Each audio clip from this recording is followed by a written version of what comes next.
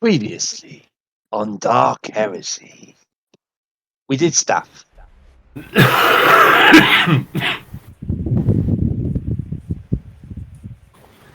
Cover story was created. One that Gaius should have no morality-based issues with. An Arbite special investigation team. Fake names and oath cogs were created. Canni was to be known as James Tenderfoot. He was a special investigator, he announced repeatedly. Otto chose the name Blotto Gashmark because Otto. Trantia took the name Crystal Juggins, and Suzi Suzuki took the name Tracy Kobu, using the surname of an old enemy of hers. After securing a massive pile of sandwiches, Canni eating most of his before you even left the mansion, your team headed off. Veneta led the other half of the acolytes to the mountain. The second team, led by Gaius Mortalis, headed down Hive to the Purity Gate, which separates the lower Hive from the Underhive, to the region known as the Gallowsway. Otto had prepared some information on the region, and he briefed you on the journey there. The Gallowsway is where the corpses of unwanted dead, criminals, and oathbreakers are sent to await processing in the Factorum Mortuaris. The bodies are stored in so-called charnel houses, belonging to the carrion guilds, the closest thing this region has to nobility.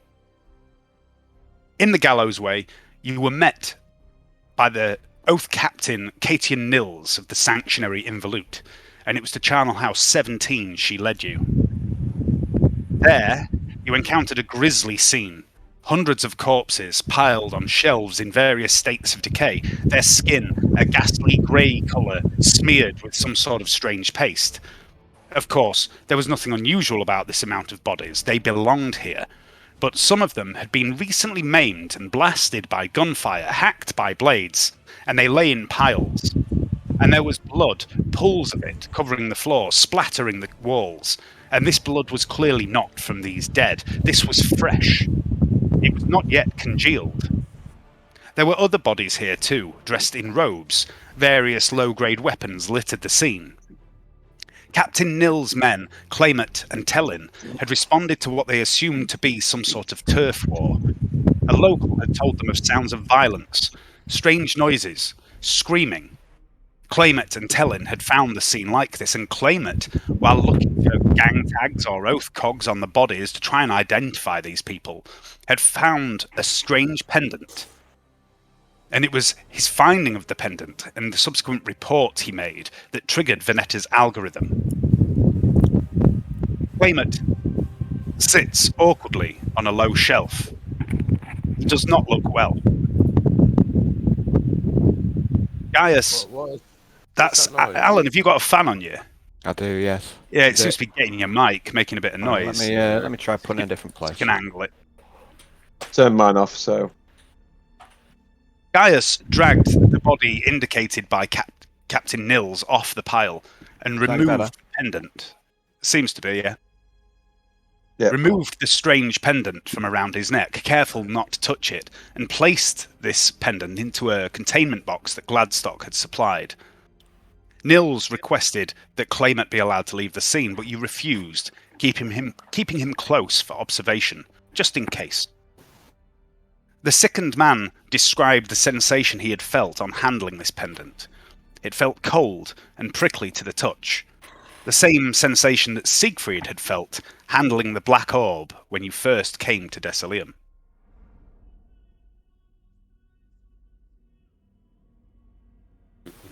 Officer Claymont sits on a crate looking queasy. His partner Tellin stands nearby. Oath Captain Catian Nils and her team of a dozen sanctuaries stand around the charnel house, careful to avoid touching the bodies or interfering with the scene in any way. Although whether this is due to professionalism or superstition isn't obvious. They look to you now. Their duty was to protect the integrity of the scene until your team arrived. Special Order 15-4-33 Gamma has been invoked. This is no longer their case. It is yours. And you can see the relief on their faces that this is no longer their problem. And their discomfort at being here is evident. Surrounded by the dead, those racked on shelves that clearly belong here, and the dozens of other bodies piled around the room, is unsettling. Although none of you are strangers to death, there's something not right about this scene.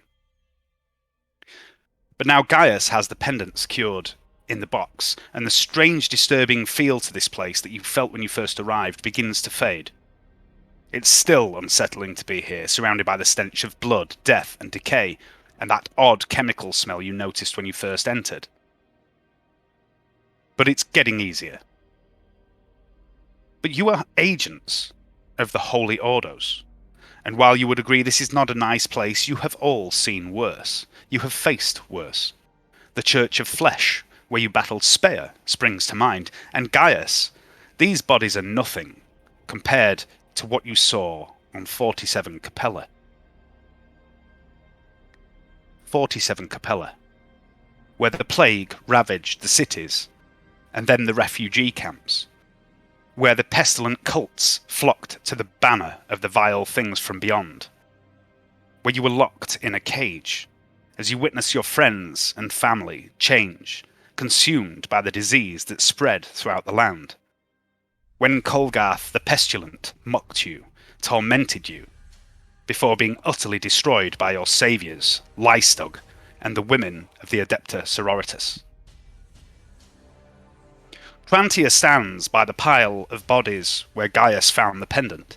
It's odd to see her dressed this way. Gone is the usual combination of long flowing gown and matching elbow-length gloves. She wears a set of black flak armour, taken from Lord Eldon's men and repainted by Les. Her sword, the long curved dagger she carries, her pistol and helmet hang from her belt. She is without makeup. Her hair is tied back in a tight ponytail. She looks very different, and she looks very uncomfortable. In one hand, she cradles a high-powered Deathlight las rifle. Go on, Hayden. Gaius, this is sort of look Gaius likes. Gaius go, you're looking especially beautiful today, Trantia. I just have to say, as a compliment to you in that armour and your hair tied back, you look great. Good luck to your love. She cocks an eyebrow quizzically at you. She What, cradles. compliment. She cradles her las rifle in one hand, and with the other, she holds an embroidered handkerchief over her nose and mouth. She looks a little pale as she glances around at the carnage. "Does her ladyship require a bucket?" says Suzi with a grin, revealing her sharpened teeth. Trantia glares at Suzi. "I am no stranger to death and blood, Miss Kobu. I have seen my share of it, more than you, I would wager." Fuck off, Suzi. "I doubt that very much, Miss Juggins," replies Suzi. Juggins. "You shouldn't," says Trantia. She turns towards you, Gaius. "It's not the corpses that unsettle me, Gaius." She points at the box you hold. "There was a presence when we entered. It's gone. Almost. It's fading. It's a sense of... I'm not sure. May I see it?" I would say I'm helping with the sealing of this object. If you open it up, the presence will be again, won't it? By what you're saying. So aren't we best not subjecting ourselves to the presence of the warp as and when we can? Suit yourself. No worries. I'm sorry, but it's just one of those things. Let's not play with chaos. All right.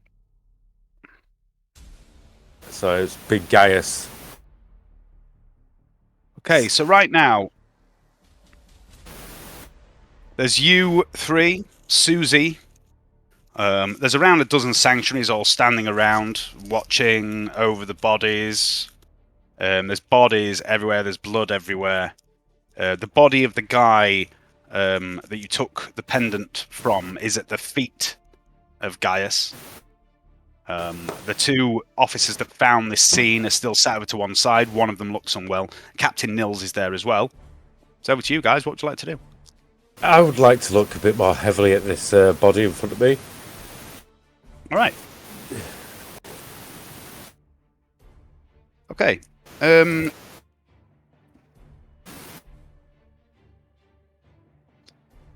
me a search test, please. Okay. Find my character sheet. I must feel ashamed that we spent this much time and it's still loaded. Unless it's got nothing on it. What's up?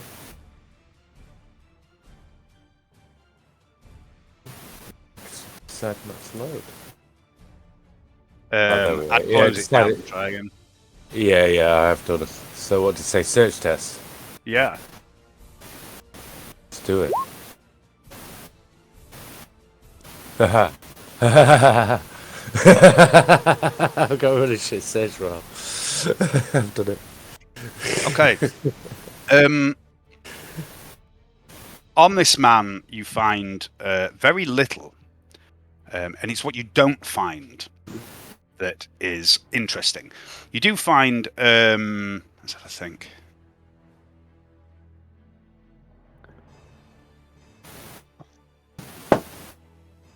You do find 7 stub rounds. Don't find a weapon, but then again, there are weapons all over the place. There's blades, there's pistols. Looks like, there was a bit of a battle here. Can I collect quite a this- few up on my way round as I go round? Yeah, if you want, yeah. Yeah, I'm come just back. going to put them into Leslie's arsenal. Mhm. Yeah, just So- because I've got good carry weight, so I might as well add to Leslie's arsenal. Yeah, I'll give you a list of weapons that are there in a minute. Yeah. Okay. Thank you. You see that the cause of death, quite obviously, is this man's throat has been maimed. It looks like chunks have come away from it. Make a Medicaid test for me, please.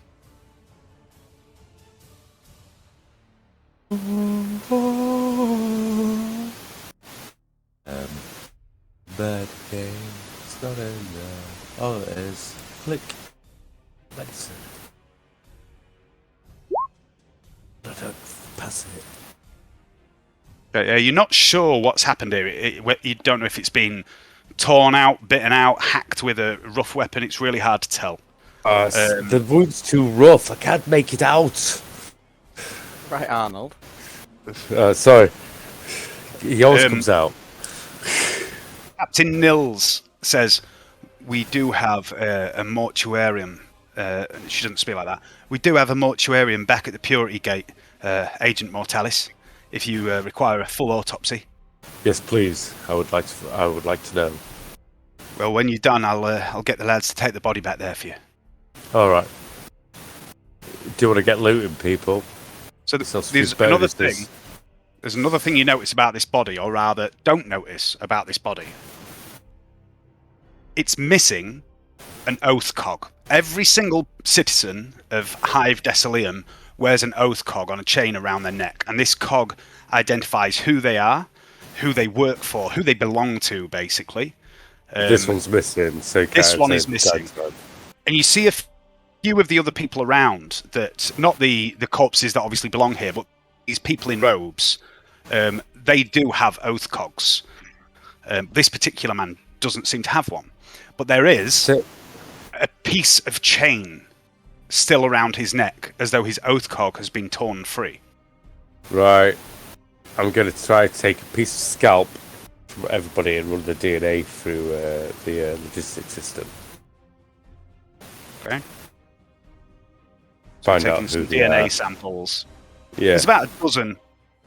Yeah, just so I know whereabouts it worked and where they came from and what target area it was, so I can figure out if there's any correlation between these people, or if they've been taken from completely other areas, but would narrow down an area of attack.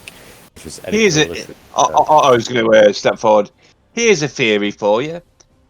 If you were to take oath cogs off dead bodies, you could then put them onto your own people and pass them off as these people.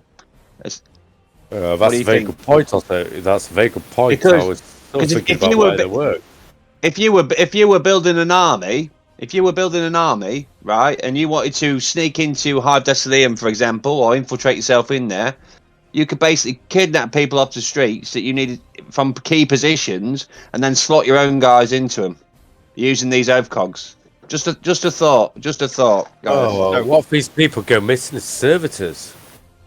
Who knows? Who knows? Who knows? Some of these bodies here do still have oath cogs. It's only the guy. The only one you've realised hasn't got one is the guy that you took the pendant from. Yeah. I'm going to take a DNA sample of anybody without an oath cog. Mm-hmm. All right. Oh, and take all oath cogs so I know who they are, what area from, as proper police work should. And check the pockets too. Okay, so you find about 12 revolvers in total scattered around the room, and one shotgun, a pump-action shotgun, an assortment of ammo, and there's a lot of crude knives. They're not, don't look like much, these knives. They look like, rather than being forged as blades, it looks like they're pieces of scrap metal that have been shaped. Yeah. All right. Well, we can use those to make some money. Okay. I'd like to check out the ethereoscope and scan the area with that, please, Dave. Okay. Okay, so this works a bit like an Auspex. So give me an awareness test with a +20 for the ethereoscope.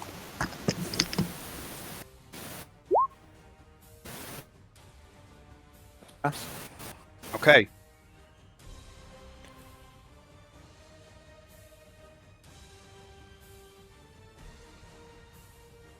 So you pan this device around and it shows up, as you've seen before, it shows up psychic phenomena or traces of psychic phenomena. And these could be anything, you know, from a sanctioned psyker to a full-on demon. You don't really know exactly what this is showing. But it shows like there is something like an aura of psychic residue around this room, and it does seem to be fading. And as you pan it around the room, you realise also it shows up both Trantia and Suzi Suzuki. Trantia's aura is much stronger than the background aura. Suzi's is a little bit stronger than the background aura, but not by much. And as you pass it over Gaius as well, there is a bit of an aura coming from the box that he has the pendant in.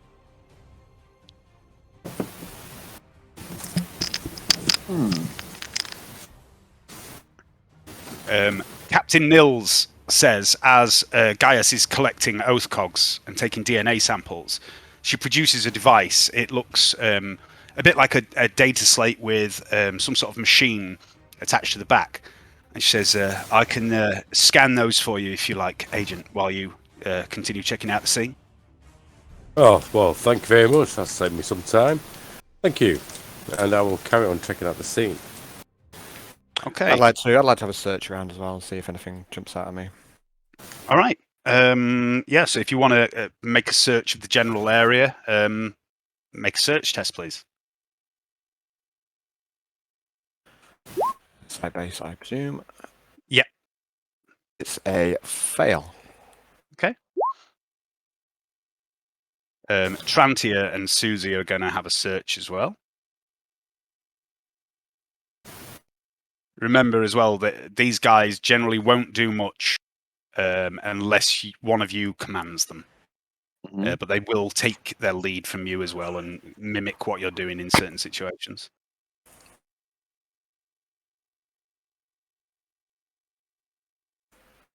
Okay. That's Trantia.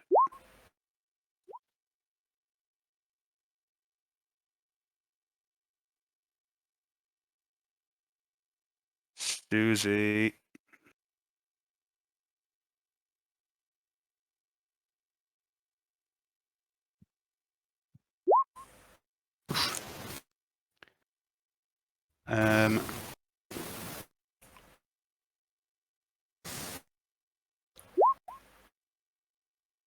All right. So after rummaging around for quite some time, you don't find anything else besides these weapons, the ammunition. It seems that all of the dead men in robes who look like they were quite recently still alive have got chunks missing from their flesh. Bit like how this first guy had, a chunk missing from his throat. They all seem to be similar. You find the weapons, you find the oath cogs of all of these guys except this one guy. You don't seem to find much else. Okay.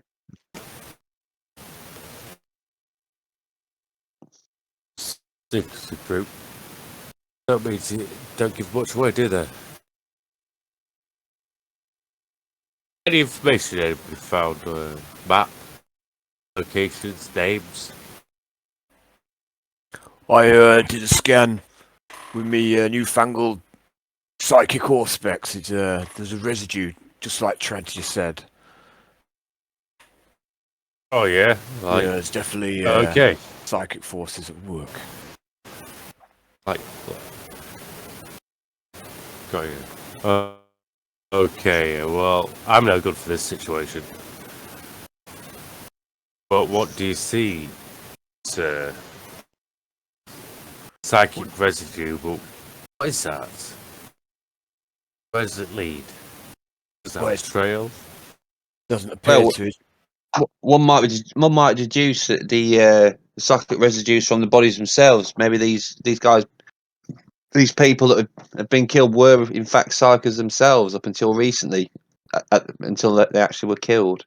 But why were they killed? Is it because they were psychers? Who can say? I think it might be the effect of the orb thing, the amulet. You think possibly, yeah, possibly. I think this was too strong a dose for a normal person. We're gonna. There's some. You say some of the other ones have got oath cogs and stuff on them. Yeah, Gaius has gathered up the oath cogs of Yeah. all the other people, and Cool. Captain Nils right now is putting them one by one Yeah, into a reader. She's going through them one at Cool. a time. excellent stuff. Cool. Because it would just be interesting to find out the types of people these are and the types of positions. If they're like ordinary, mundane, like sort of workers or whatever, or just from a mix of different things. The oath code might come up that they are actually sanctioned psychers, or have psychic ability. If it comes up that they don't, obviously it might be something to do with obviously these orbs or these things. So Dead marbles. yeah, God, it's hot without this fan. Put your fan on. I don't think yours was interfering, Johnny. Yeah. I'm just going to grab a beer. So, Ooh. What a point. Have to decide something to do. Know what to decide. need to go deeper into the wherever it's the mountain. Is it the mountain or is it? Where are we exactly? Oh, that's the other group are in the mountain. Yeah. Yeah, you're down basically on the border between the lower hive and the underhive. You're just in the underhive, like more or less the first few layers of the underhive is where the Gallowsway is. Okay, cool. In fact, do I have a map of that? I do. Good. So here we go. Here's Hive Desolation cross section.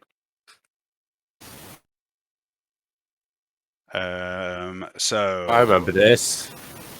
yeah. Yeah. 3 is the Carnival of Catastrophe, sort of down here, where the mansion's hidden. So you're actually above, in terms of levels. You're right on the border. Yeah.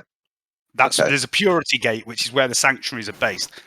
Generally speaking, the sanctuaries don't go below the purity gate. They don't go to the underhive on a regular basis. But on this particular night, these two sanctuaries had gone on a little patrol into the Gallowsway, and they heard this commotion, the gunfire, screaming, strange animal-like noises.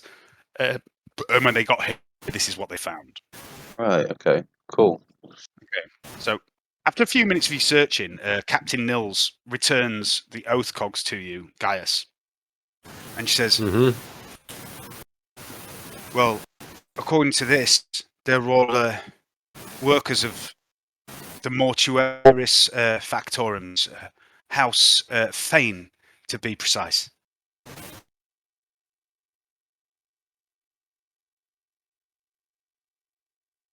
Payne there. Don't see him anymore. So it was. Did something break in, or was something trying to break out, or did something come in to feed?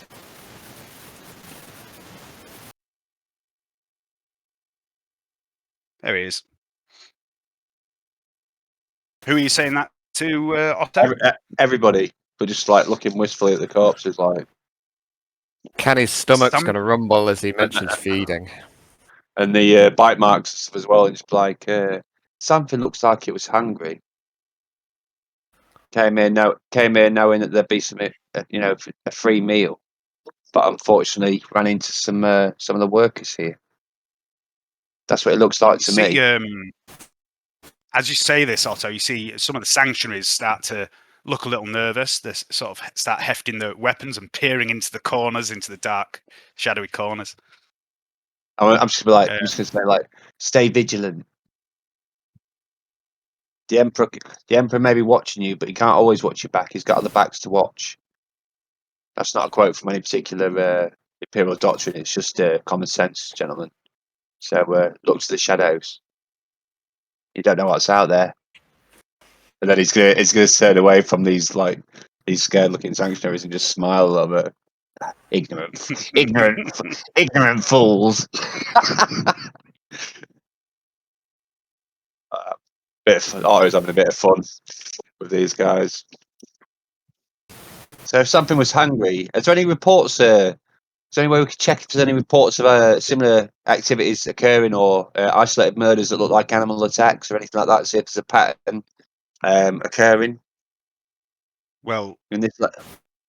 We haven't received word of anything at the Purity Gate, but I mean, we don't come down here that often.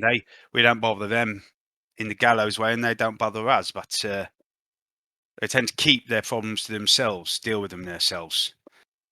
It might be worth asking a few questions of the locals. I think you're right. I think we should check it out. Go and see if anybody knows anything. There's a lot to be said about rumours and hearsay. If people have, urban legends. If you can find out, even if somebody might sound like they're spinning a yarn, but that yarn might actually have a kernel of truth to it. So it might be worth checking out the local area, asking some questions, just on the low key, like. All right. Captain Nils says, well, if you want to proceed with your investigation, Agent Mortalis, I'll take these oath cogs and your DNA samples back to the Purity Gate. We'll cross-reference them, make sure all these people are who their cogs say they are. Yes, I know the process, and it sounds perfect. We'll get the bodies back too. She pulls a comm bead out and holds it towards you. And you know this procedure. If you touch comm beads, they synchronize. All right. Transmit. I'll say cheers as I tap mine against hers. Okay. I'll give you a call if we find anything.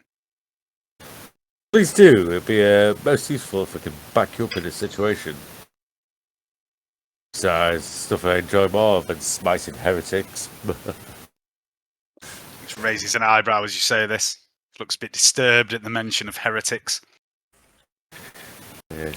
Should look reassured because I like smashing them. Or gribbly beasts in the dark. I'm gonna look at Gaius when I say that. With a bit of a cheeky smile on my face. Are you call me a gribbly beast, Otto? Brass mark on your name. It's gas mark to you, mate. Lot of gas mark. A lot of gas mark today, yeah. Yeah. Yep. But I said it'd be a grass mark on your name. Okay. So, Captain Nils begins organising her men. They all begin to reach into pouches on their backs and pull out body bags. And they begin putting the bodies of these 13 men into these body bags. Captain Nils gets on her vox, and you hear her voxing for a meat wagon as well to come down to the Gallowsway and pick up the bodies. Her two men that found these bodies, Claymet and Tellin. Tellin looks all right. He's stood comforting his friend. Claymet still looks very pasty, little unwell. He also looks like he might be in shock. What would you like to do? I'd like to slap Claymore. Okay. What, in the face? Yeah. Okay. I'll slap him. He vomits all over the floor at your feet. It looks like he might have had a rather interesting combination of Ricci's burger and what looks like maybe a worm dog for his lunch today. And it's now all over the floor by your feet. What's it called? Claymet. Claymet. Pull your shit together. Walk off. It's just sort of, his eyes are rolling a bit. He doesn't look very good. Yeah. He doesn't seem to focus on you. He doesn't seem to notice you speaking. I'll pull him up from the back so my arm is in vomit area, and stand to his feet. Help yourself. Help the team for being helpful. So you're dragging him to his feet? Yep. As soon as you do and you let go, he just collapses in a heap on the floor. Oh, okay. And begins to vomit again. he's I'm gone. gonna have to shoot him out. We'll leave him then, and then head off to the district where all these guys are from. Okay. First casualty. If everybody's all right with that. Yeah. Well, leave him for the beast. They're from this district. Oh no. They're from. You were told they were from one of the mortuary. They work for one of the mortuaris factorums, and there are mortuaris factorums in the Gallowsway. That's the whole point of the Gallowsway, is where bodies are stored and processed. Right. Okay. Okay, so you're leaving the Charnel House 17, are you? I don't know what's the rest of the team think. Yeah, we've pretty much done all we can do here without a full analysis of those cogs. So yeah, perhaps you're right. Maybe we should go. Maybe. And you? Well, I think we need to know who that fella is who had the amulet on, don't we? We need to find out who he was. Who's he been dealing with? Where'd he get it from? Oh, right. Shall we take his head so we can show it to people? No, well, I think that probably put most people off. Yeah. I mean, you're the cop, but I mean, what do I know? I'm just there a are simple simpler arena ways in the fighter. 41st millennium of showing someone the likeness of someone else. I mean, I'll take a picture. I'll take a picture of the things using my data slate. you always were the smart one, Otto. And we don't have to carry around a dismembered head around, just waving it in people's faces, do we? Yeah, I'm very surprised nobody thought of that first.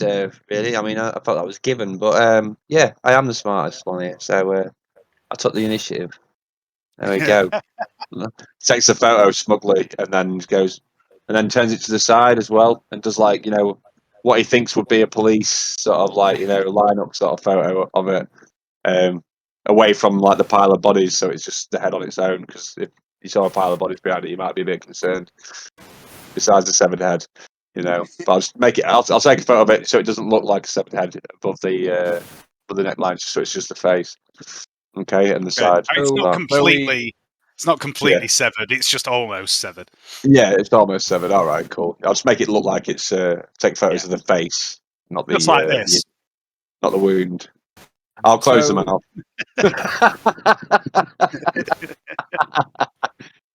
So we don't know anything about this guy who had the amulet. He looked very surprised.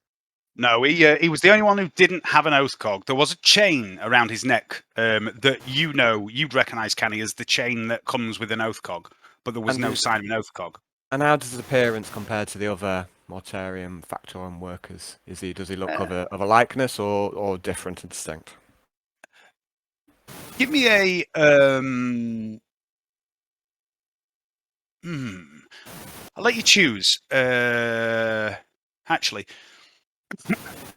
give me a scrutiny check or perception check if you don't have scrutiny. Do you have scrutiny?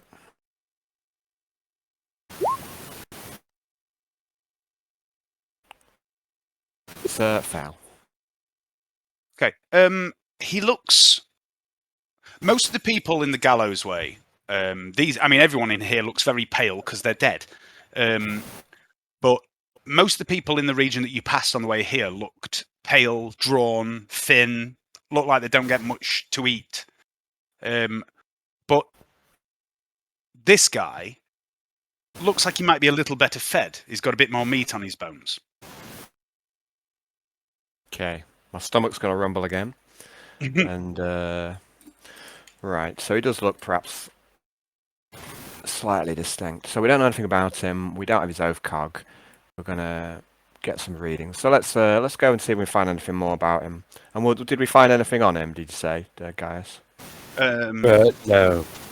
Some rounds and no oath cog. Okay. Well, yeah, let's hit the streets then, Gaius.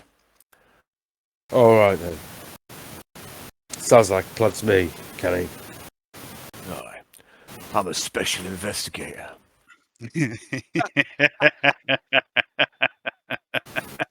Indeed you are, Canni, my boy. Indeed you are. And then he shuffles off. After giving you a pat on the lower back. I'm going to give Otto a playful little punch on the arm and knock him about 20 feet. And then we'll head off. Come on, Canni, come on. And just shuffles off. All right. So, Otto, in your research before this mission, you got a bit of information about the Gallowsway. You also have a map. Cool. And I would like to show you that map. Ooh, I like maps.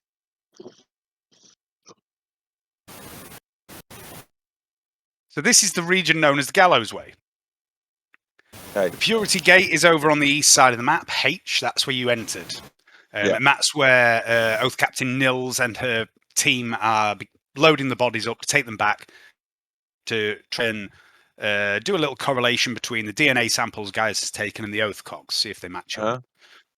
You are currently in Building A, Channel House 17. Okay. I'll tell you what you know, because you do know quite a bit. Okay. What I'll do is I'll tell you what things are, and if you go to them, I'll give you a bit more info when you get there. Yeah. So there's 4 channel houses here, besides, well, 3 more besides the one you're currently in. These are all places where the bodies of the unwanted criminals, oathbreakers, and things like that are stored until they can be processed. Okay. There is an area known as the Drains. The Drains is what passes as a hab block for the people who live and work here in this region. And it's mentioned in your notes as little more than a sort of ramshackle stack of cargo containers that have been turned into housing by the locals. There is also a thriving scrap market. Scrap is brought here from lower levels, salvaged, brought up, and also items that make their way down here on the bodies of the dead sometimes end up in this scrap market. There's a thriving trade in all this sort of stuff. Okay. There's the boneyard. The boneyard is where basically all the remains that aren't of use from the bodies are all used in some way. All the meat, the blood, the offal, they all go off into various different processes. But the bones themselves, once drained of marrow, aren't very useful. So there's this vast boneyard where there's just piles and piles of human bones. Yeah. And then there is the 4 mortuaris factorums as well. Each one is attached to a charnel house, and this is where the human remains are rendered down into their constituent parts. So, I think it might be an idea to check out the drains, because there'll be just normal people there that we can speak to. If I go as not a cop and just throw a few thrones around, these people are quite poor, so it's like they'll probably give me some information. They're very poor, so I'll probably be able to get some good information out of them. Let's see if I've got how many thrones. I've got quite a lot of thrones. I'll need somebody to come with me to guard me, but I could go and do some inquiries that way if you want to split the party. Yeah, I'll look after you, Otto. Yeah, I'll see you come to no harm. Oh, brilliant, Canni. Can you carry me as well? Because I'm getting a bit tired. I'm joking. No worries. I was going to lift him up and stick him on the shoulder. all right. Oh, this is fantastic! Wow, it's giant eye view. You can see the world from up here, Otto. You can see the world from up here. Wow, you're so lucky. I can barely see people's necks most of the time, but yeah, I'm living the dream. this is brilliant. So yeah, all right, yeah. What are your thoughts, guys? Well, I suggest we take Trantia with us as well, and then we'll split the party and. A woman's touch on the mission. You know what I mean? You know, it softens the fact that you might appear a little bit intimidated to some, Canni, because they don't know you, basically. Intimidating.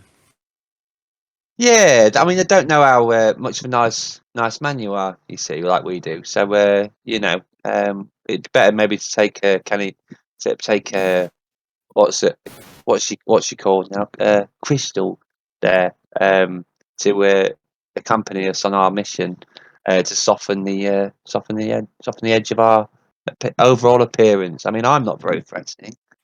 You, sir, are an intimidating, imposing form of for somebody who doesn't know you. They might get a little bit concerned.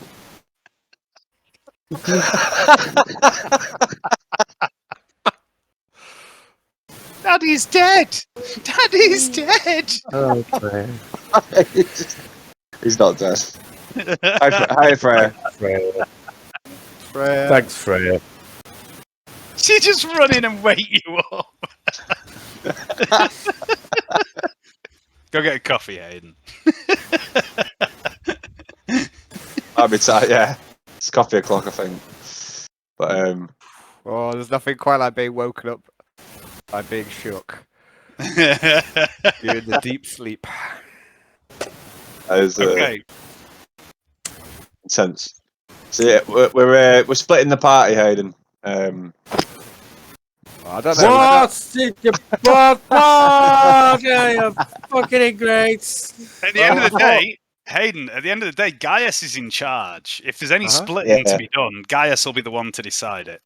No. I think what we were kind of doing was, I thought you'd maybe gone to sleep, so it gave us a good excuse. It gave us a good excuse to go off and do something, and then you could go and do something as well, and then.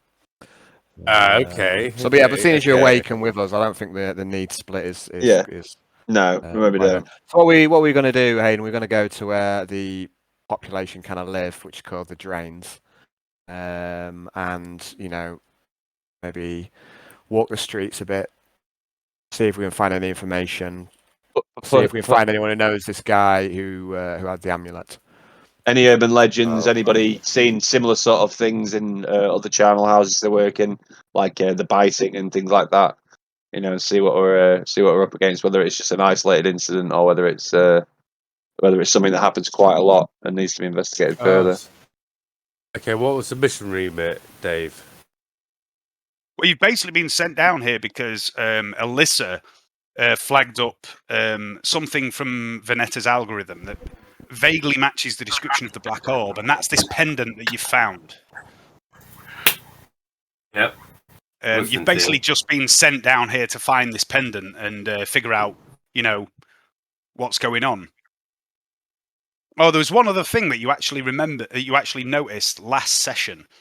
The pendant itself It's about 3 inches long. It's tied up in twine. It's not like drilled or anything. It doesn't have a thread through it. It looks like it's been tied up in twine to fasten around someone's neck. Probably the guy that you found it on. And it's very jagged along one edge, but the other edge is very smoothly curved. And it looked like it could perhaps be a fragment of a black sphere. Oh. That's quite cool. Break it up and you get lots of money worth from one orb. So. Yeah, that's it. So yeah, and I'm currently carrying Otto around on my shoulder. Yeah. Okay. Why? What happened to him? He just asked to be ridden. Otto has to ride Canni, basically. He's just getting a little tired. That's all. Yeah, he's not. He's physically very weak. Otto is, so he's just. So he's gonna. He's just asking Canni if he can assist a disabled chap on an investigation. In a few or so, you saved the fucking carnival, didn't you? I can't thank you enough. You saved all of Wiley's money. Yep, I certainly did that. Yeah, that's what happened. For a rainy day. For a rainy day, Canni. For a rainy day. Walk through Ashby on like a Tuesday afternoon about 2:00, and you'll see people that walk like Otto. You know, they're like a bit lopsided, one gammy leg. That's basically Otto. But what he's lacking in physicality is, he's got up here. So It's kind of apt though, isn't it? It's Ashby. It's like all the dregs, all the leftovers from it's the the fire. water, mate. It's the water in Ashby. They put something in it. I lived near Ashby for 5 years, and I started to get a limp. Did you? I don't know.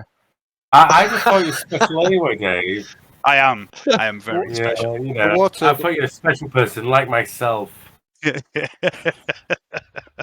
Definitely special. The Ashby water's never done me any harm. It tickles no one.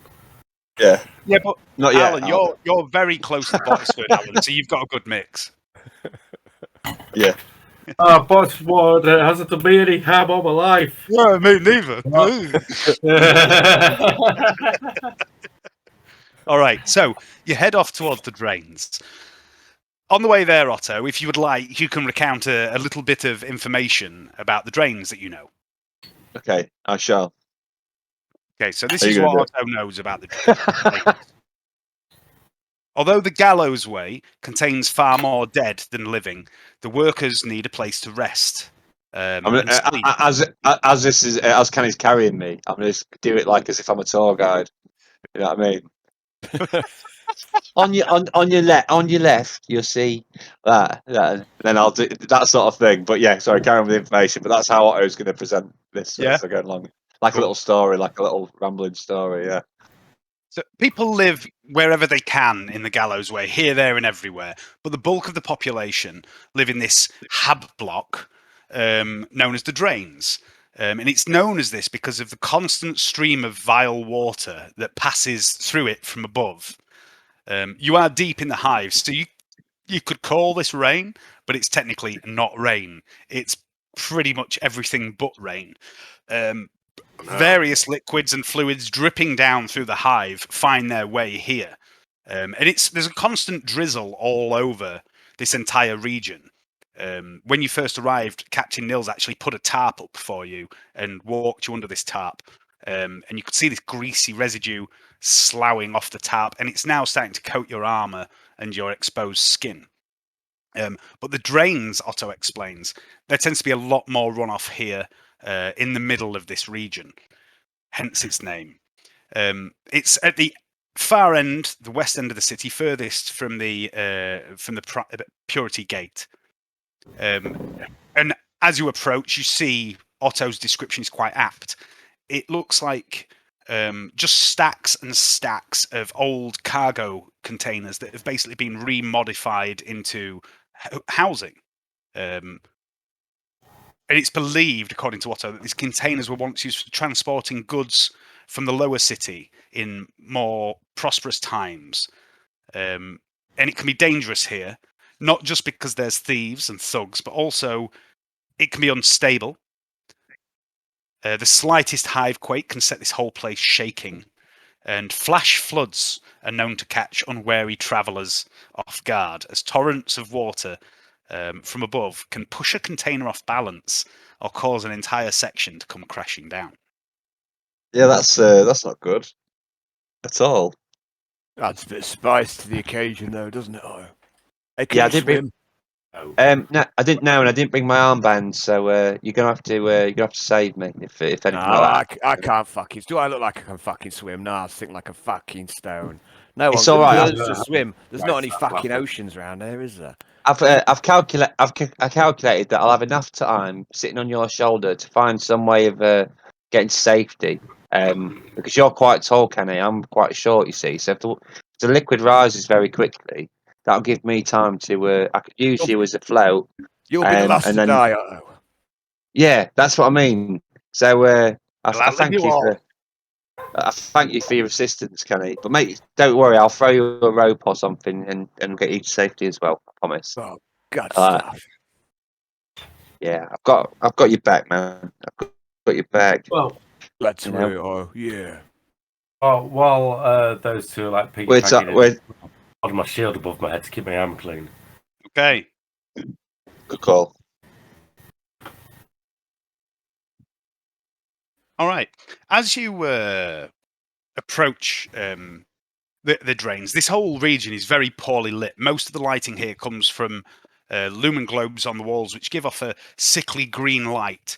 You suspect, Canni, you've seen such things before around Hive Desolation. You suspect this is not a power-sourced light. It's probably this bioluminescent lichen that you know grows in certain places in the hive.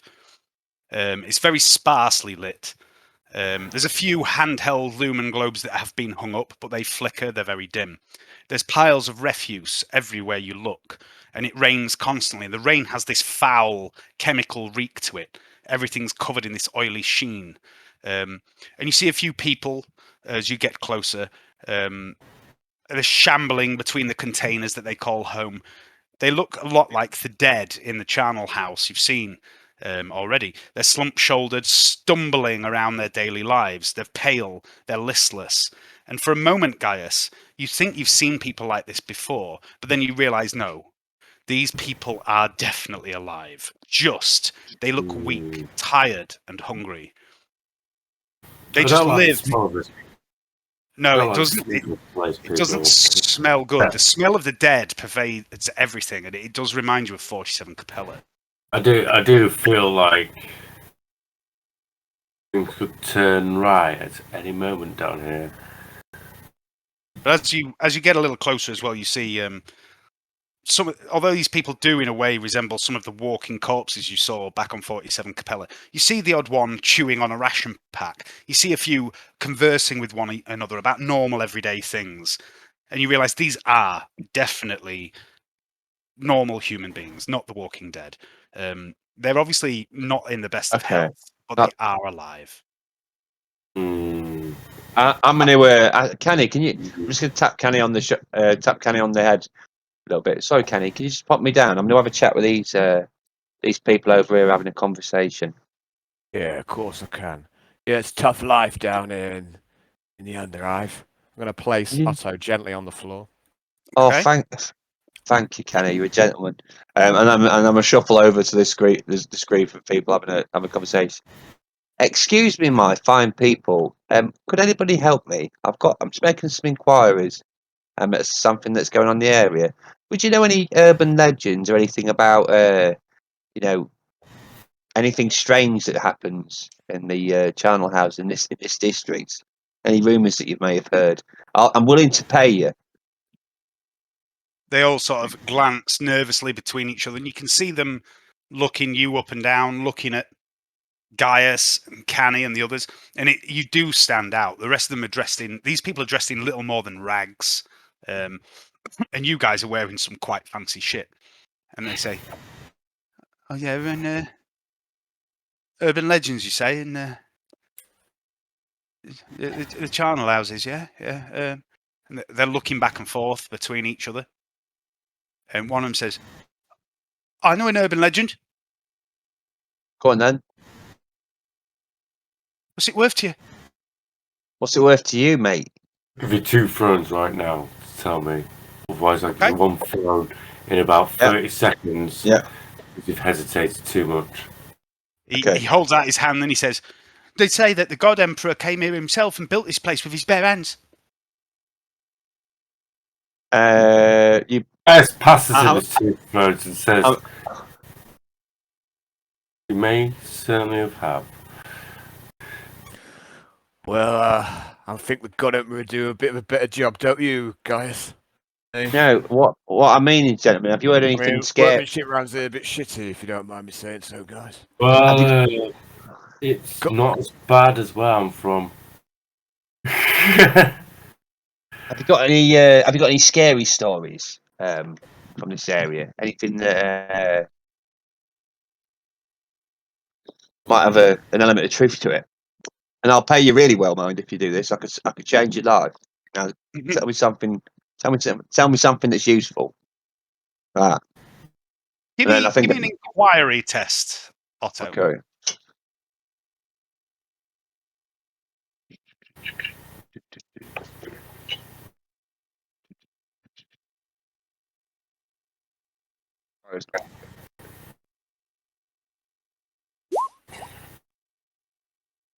Hey!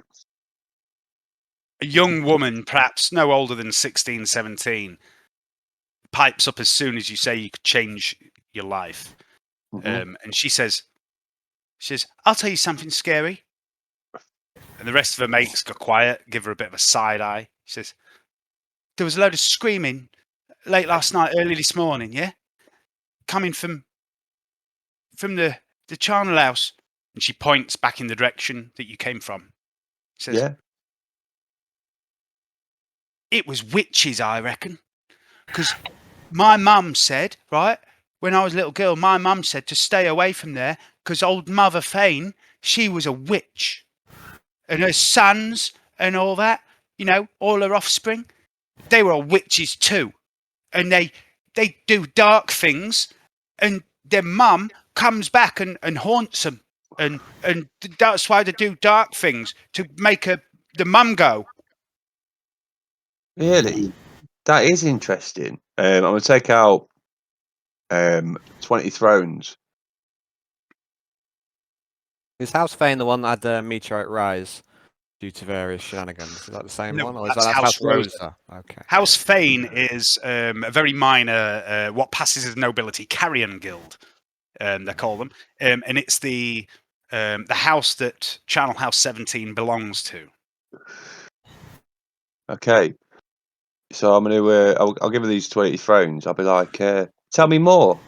You see her eyes go wide as you pass 20 thrones, and all her mates are like gawping incredulously at this amount of thrones. Yeah. Well, tell me everything. Much else, but what I do know is that, like, the oldest one of the brothers, Thomas, nobody's seen him for a couple of months. But the middle one, Ferru, I think, he took over running the House Mortuarius for a bit, but people are saying he's disappeared too. And now the youngest of the brothers, Darnis, is taken over. Darnis? Where might we find this Darnis? Well, I don't know. Maybe back at his home, or maybe he's at work. I don't know. Do you know where he lives? I'm gonna take an anti-radiation suit out of my bag. Okay.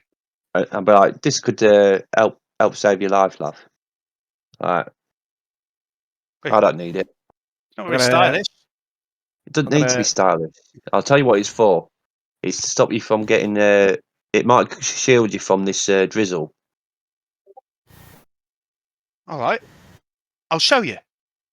Okay. Thank you very much. I'll pass the radiation suit. It's quite small, like, you know. Well, it's probably quite baggy, but it will shield her from the elements. Come with us. You know what I mean? All right. Canni, were you going to say something? Yeah, I was going to say to what I was going to say. Yeah, the one who had this amulet seemed a bit plumper, a bit better fed than the others. Maybe he was noble of some sort. Maybe he was one of these carrion guilders. Seems to make sense, doesn't it, Canni? The dots are connecting.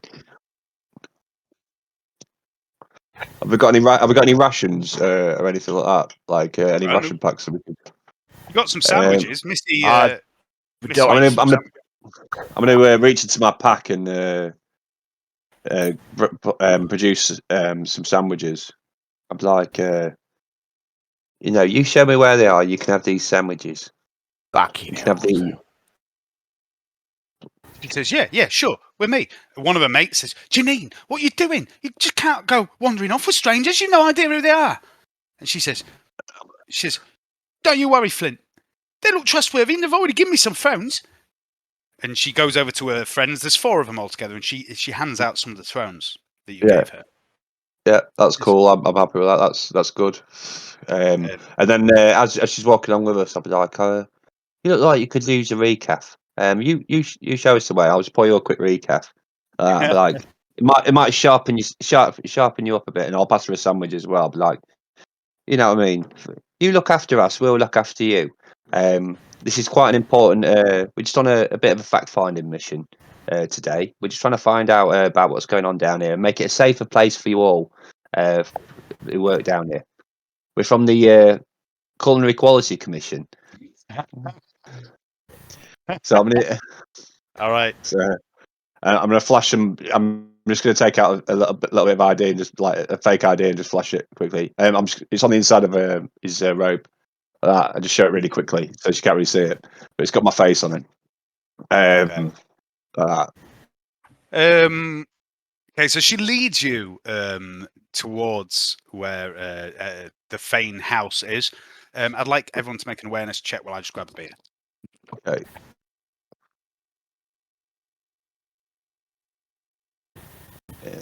It's become a humanitarian mission as well. We'll have to go get a cup of tea, I think. A cup of tea! I should be back presently. I think that's awareness, isn't it? Oh, hang on. Somebody else wants to drink. I'm gonna go and get a drink actually, I think. Right. Cool. Hayden, do you want to give me a quick awareness check? I'll tell you what's happening while you are gone. While Johnny gets a drink.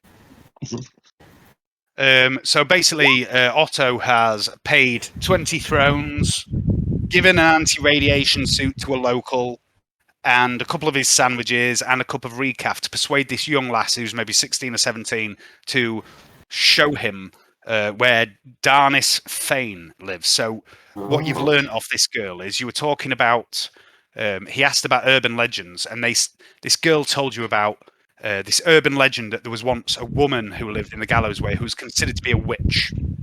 And the story goes that her 3 sons all inherited a bit of this witch power.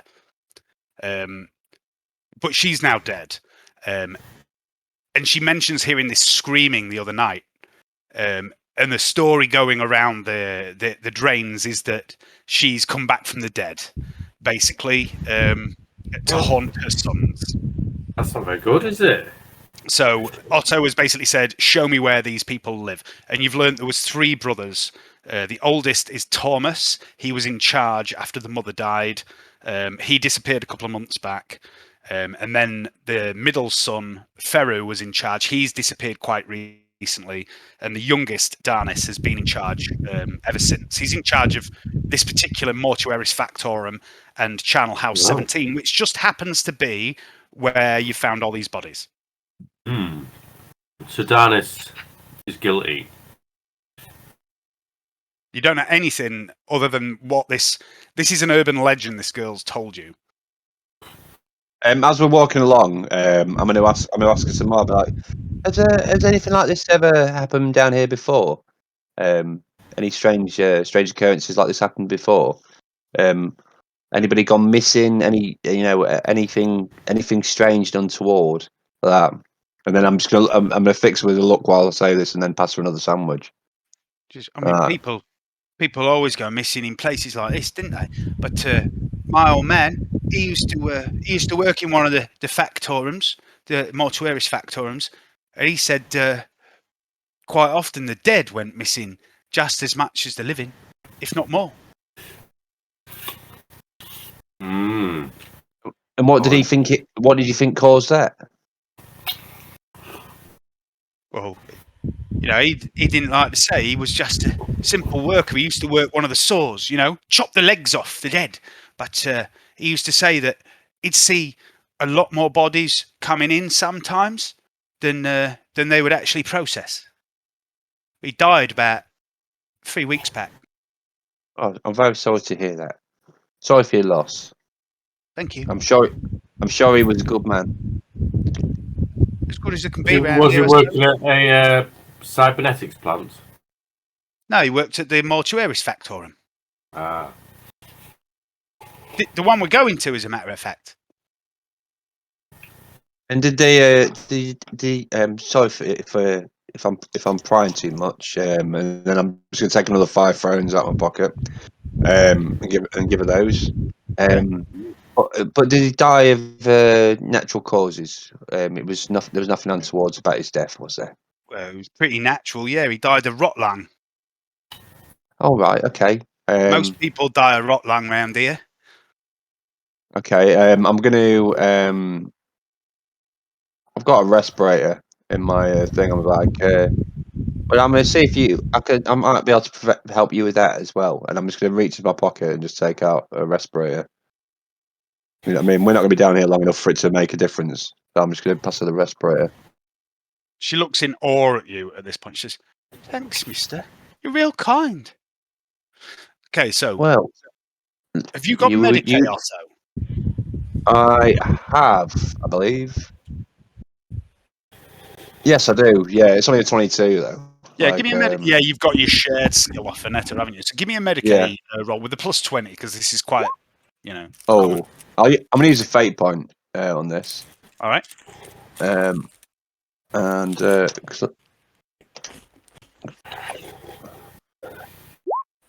yes, success. All right. As she mentions Rotlong, for a very brief moment, you are gone. And you find yourself in a room full of machinery and equipment, and there's bodies laying in front of you. And you look down at your hands, and they're much more feminine than usual. One of them is an augmetic. And you realise this isn't you. This is one of Vanetta's memories. And before you stands this massive figure standing about 7.5 feet tall, all bulky augmetics. And you recognise this from Vanetta's memory, the shared memory you have with her. This is the Magos, the man who changed Vanetta against her will into what she now is, who was then killed by Inquisitor Mesmeron. And he looms over a body on a table and says, "Look, Miss Calamere, look what it does to the weak human flesh." And he, with his hands, he rips open the chest of this corpse, and you see what has become of this creature's lungs. And he goes on to explain what this condition is. And this is Rotlong, and this is how you know about Rotlong. Rotlong is, for want of a better explanation, lung cancer. And from what you know about this region, there is often billowing clouds of bone dust just floating around everywhere here. Hi, Nicole. And so you imagine, when she says most people die of Rotlong, this is what she's referring to. It's the bone dust in the air. Well, let's make it one less. And I'll pass her the respirator. Okay. Pop that on yourself. Can't be having that, can we? Your fate shall be different to your father's. I'll see to that.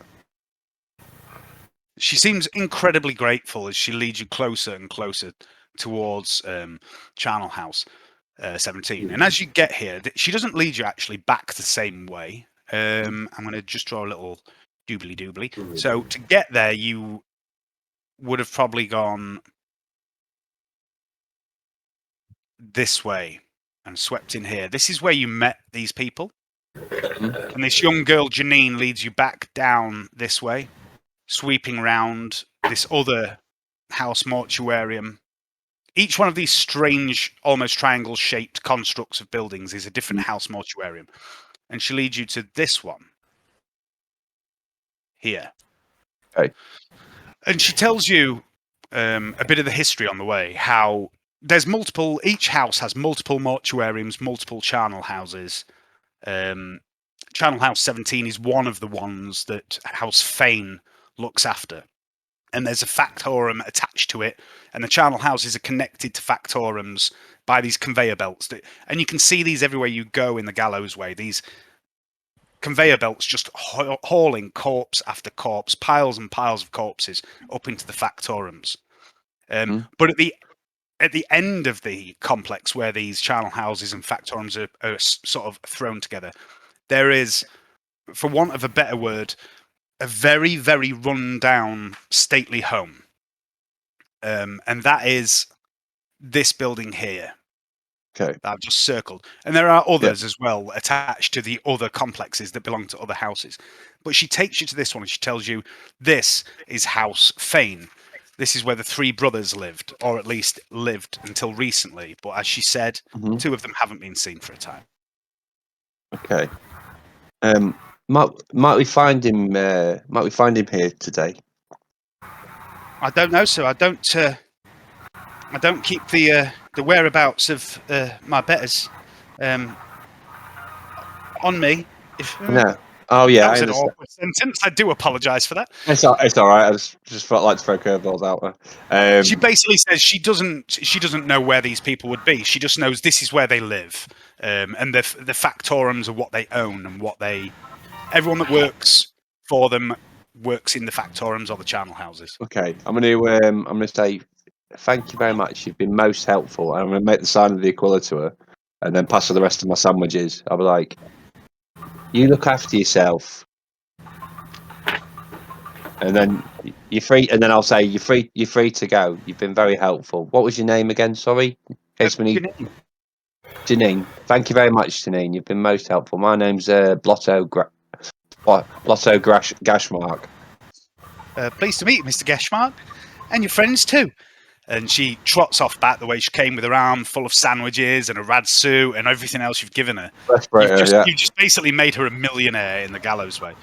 And you see, as she runs off back towards the way that you came, her friends are there waiting, and she runs up to them, and you can hear how excited they all are. She begins sharing out the sandwiches, and they all begin to tuck in. I feel like I heard any of this interchange. I'm going to put my flugs in, I think, after what I've heard about the dust. Sandwiches. Yeah. I'm going to put my respirator on as well. I'm going to. I'm not. I can hear your 8-bit music, Hayden. Oh, there you go. Thank you, mate. Sorry, Dave. Okay, so Canni's plugging it. Gaius, respirator, which I think is part of your armor. I think what I'll do is I'll just basically pull my robe up a little bit over my mouth and just hold it over my mouth. Wow. And when I see them doing this, I'll be like, we're not going to be here long enough to make it. You really use a respirator, say, oh, you just give it away. Well, sometimes you could do. The Emperor works in mysterious ways, and today he said to me, or he seemed to say to me, help this young lady and she'll help us get some information. And I think we've got some. She needs it more than you, doesn't she? She certainly does, mate. I mean, I can always have some replacement lungs put in, can't I? Vanetta could probably do that. So it's not really an issue. You do have access to good grade augmetics, don't you, at the end of the day? So exactly. Lungs are the least of your worries. Yeah. What you could do with Otto is a spine. A spine would be useful. Yeah, that'd be quite useful. Hang on a minute. Just had a thought. I had a spine the other day, didn't I? Ripped one out of some cunt. Oh well, we could find a way to. Big for you though, Otto, but maybe Vanetta could do something with it. I don't know. Yeah, I'm going to. Otto's going to shuffle a bit nervously and just be like, "There's nothing wrong with my spine, thank you." And then he's just going to look down. Otto, There is a lot wrong with your spine. It's the reason you weren't accepted to the officer training program when your brothers were. It's the reason Varak turned you down after you helped him find the black cylinder. Yet Mesmeron took you on, and now look at you, wallowing around in the muck. Well, you could have perhaps been off at high society parties with Varak's other acolytes, but hey, that's metagaming. Only could have stood up a little bit straighter. Well, all right. I like to keep, and then I'm gonna turn around. It's gonna be like, I like to keep a low profile, and then he's just gonna continue onwards towards this house, towards the entrance of this house. And shall we say hello, or should I just go by myself? Yeah, oh, you're in charge. Crack on. Well, technically, Gaius is in charge. With your permission. yeah. Sorry. With your permission. Sorry, guys. Sorry. No, I'm going to knock on the door. What are we doing, boss? I decide I'm going to knock on this door. Okay, I'll take. Okay, I'll take a back seat. Canni, if you will. Like that. He gestures to be picked up. No problem. I'll stick him back on the shoulder. You need to get one of them baby carriers and just carry Otto around. I'd say, well, maybe you can make like a comfy chair or something. Make it a bit more comfortable. Master Blaster. Yeah. Basically, yeah. All right. Thanks, Canni. You're a real diamond. Like that. Oh no, go for it. Go for it. Oh, you don't weigh nothing, Otto. It's no bother. I'll knock on the door. I've been working out. Look at my quill fingers. Like, and you actually see formidable. You see triceps on his quill fingers. Oh yeah, he's got really strong fingers. Yeah, definitely. All the typing he's done and stuff like that. And that's it. You know what I mean? Besides that, the strongest brain on Otto is in his head. Yeah, that's it. The strongest muscle. Like. All right. So as you approach this charnel house, you can tell, looking at it, not charnel house, sorry, this house, you can tell that compared to everything else you've seen in the Gallowsway, it's obviously considered to be a more upper class residence. But it's ancient and it has crumbling masonry. There's steel reinforcement bars jutting out of places here and there, which give away its age and the level of neglect that this district has. It's a 2-story house. It looks like it was once perhaps a grand Gothic townhouse, but it's now little more than a skeleton of a home with boarded up windows and a front door that is little more than a sheet of corrugated iron welded onto hinges. Gaius, you're knocking, yeah? Yeah. Okay, so you knock at the door, and you wait a few moments, and there's no answer. There's no sound of anyone coming towards you. Nobody answers the door. All right, I'm going to try pull the door open with my metallic hand. Yeah, the door opens very easily. You realise there's no lock on it. There's not even a handle. It's just a sheet of metal. Swings wildly loud because of what I said and hits the back of the wall. Yeah. I put too much effort into that. I thought it'd be closed. So sorry, lads. Sorry, lads. Oh no, you're strength to you guys. It's this new arm. It does its own things, and you know. I was just gonna say, what a guy.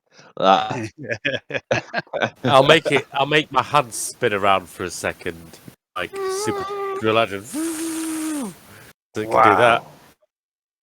Yeah, I mean, looks to me, guys, like Siegfried did you a favour when he nearly got you killed. Hey, look how strong you've become. I know. I've even got a melter gun in this puppy, so I can just point my hand at you. I took shit for that for months, but it was worth it. You know what I mean? Yeah, it was. It was worth it. Certainly deserved it. You did. I know. You did. I know. And it was worth it. It's the only game that you've come around. I think it was the only game we've ever played at my house, like, you know, in person, and I ended up getting us all nearly killed. Yeah, So, it was It's one of the high points of this game, I think. Yeah. As you see, the moral story is don't go play with Johnny at home. Yeah, that's it. Don't play Keep your distance from him. Keep your distance from him. He's a loose cannon. He'll value your life more if you don't like it in the spray zone. I was on home turf. I wanted to get some kills desperately. I was on home turf. You nearly got one you didn't count on, didn't you? I know, yeah. Oh no, it's just it's bullet time, isn't it? Yeah, the garage of grief. So. Anyway, okay. As you pull this door open and you see inside the ruin of this home, there is evidence that people have lived here. It's not completely fucking derelict, but it is very run down. But it's very dark inside. There's no lights on as you peer through the door. Okay, switch to my photo visor. Should we scan for life forms and see if anybody's at home? That sounds like a brilliant idea. I've just had an idea. Can we scan for life forms?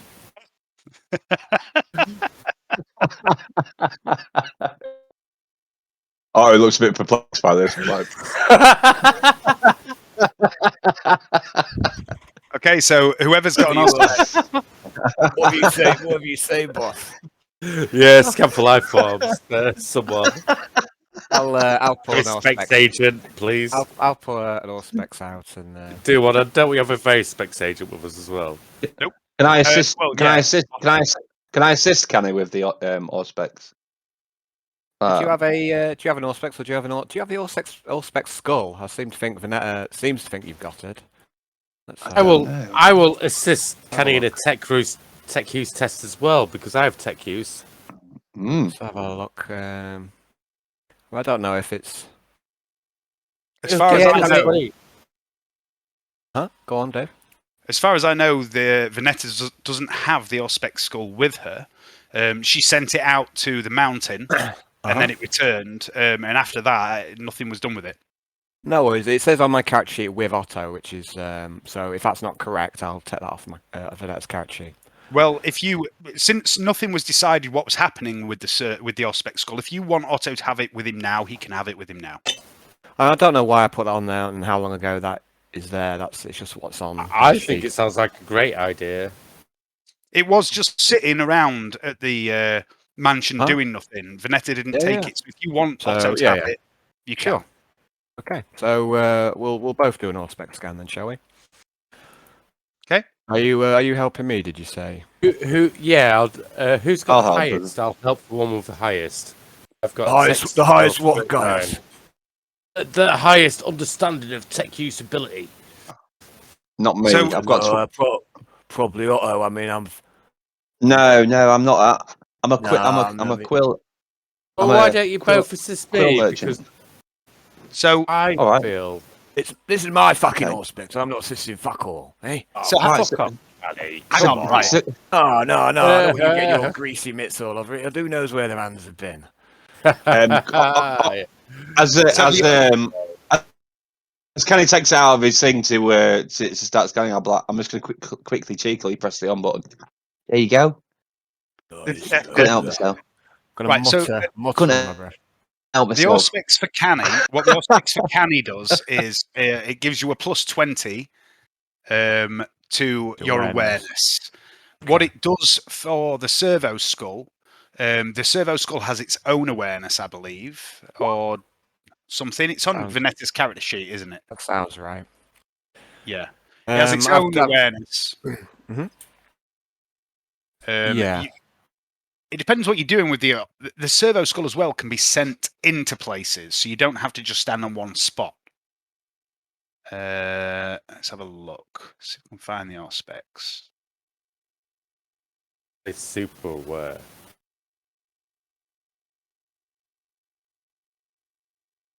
Nothing Canni doesn't see. I don't know where it is, but anyway, Canni sweeps the building with the Auspex. You're getting quite good at this. Yeah, I'm a fucking special fucking investigator. And that's right, for the God Emperor. Yeah, for the God Emperor. Also, Johnny, you can use the servo skull, which until now I imagine has been in your backpack. You can get it out. You can scan for it where you are. Or you can send it into the building as well. It's up to you what you do here. I'll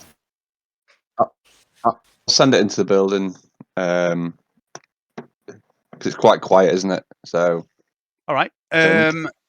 So you send it in. You can see what it sees through your data pad as well that it's slaved to. Give me a D100 roll. I can't remember exactly what the awareness is of the servo skull, but I think I know it's 47. I think it's got 37 perception and it's got plus 10 awareness, and then it gets plus 20 from its Auspex. Okay, so you don't detect anything, Otto. Canni, you don't detect any signs of life within this building. There's a few dots you're picking up on the Auspex, which you think are your crew, and a few other people that you think are beyond the walls of the building, in the next building over, in the factorums, on the streets, but you don't think there's anyone alive in this building. I'll tell Gaius, say, there's no one home, boss. No one here but us. Split up, search the place for clues on locations, items, and data slates, please.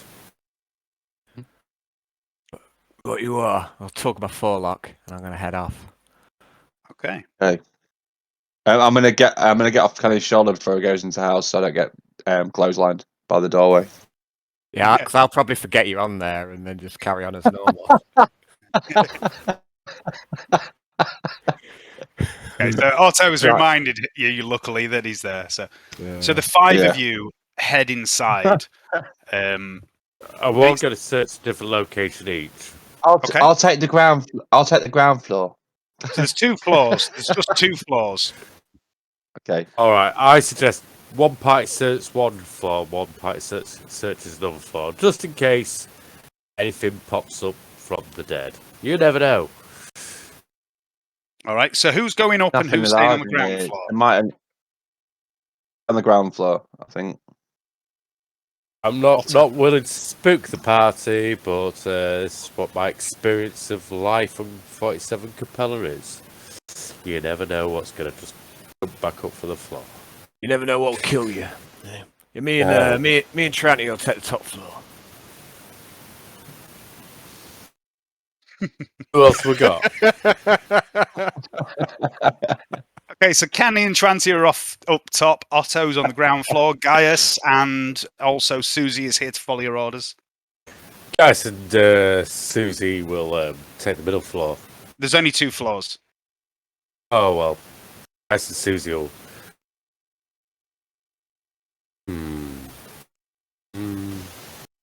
What we got on middle floor? What we got on bottom floor? So it's just Otto on the ground floor at the minute. Canni and Trantia are taking upstairs. Well, me and Suzi will back up Otto. Okay. So as you push in this building, it's very dark inside.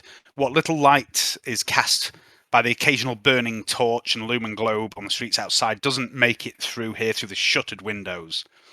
And there's a lot of debris on the floor of the ground floor from collapsed sections of the upper floor, plaster, pieces of wood, things like that. And there's the smell of dust, damp and decay. There are signs, however, that there have been people living here recently.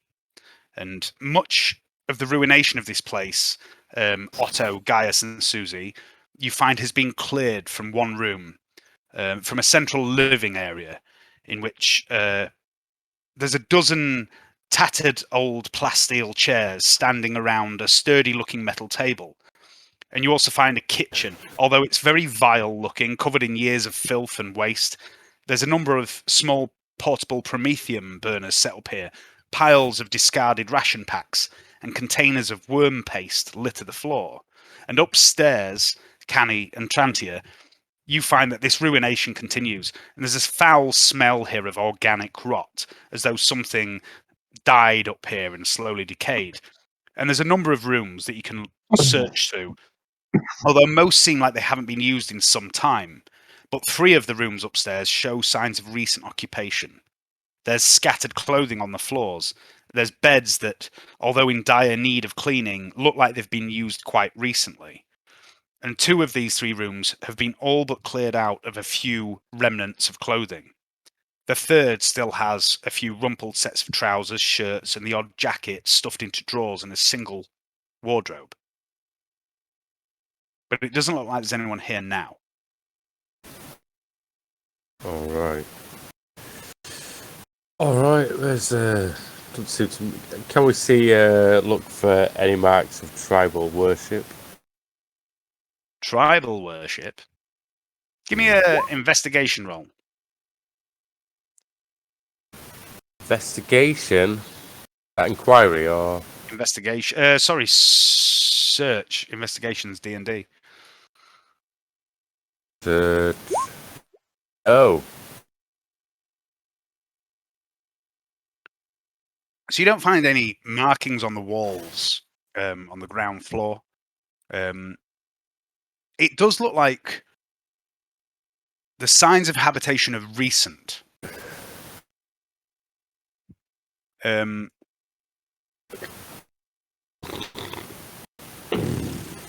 Upstairs with Canni and Trantia, you realise all these rooms that mostly are discarded but 3 are in use.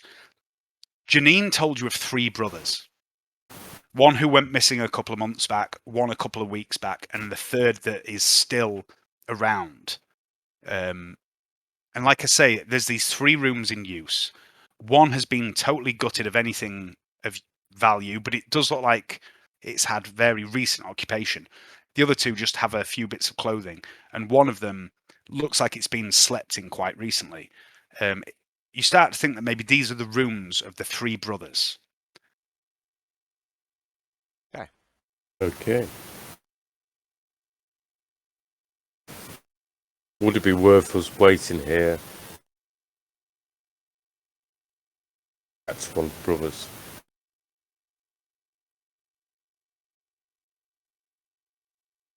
He comes across here. Yeah. Well, after you comes with what you think.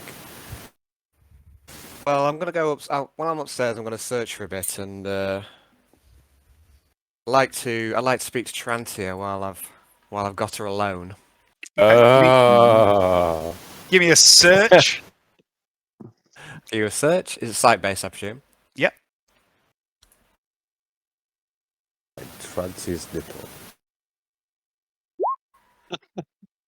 Okay. You don't find anything of value, save for all these clothes and bits and pieces of like personal effects. There doesn't seem to be anything that's particularly useful here.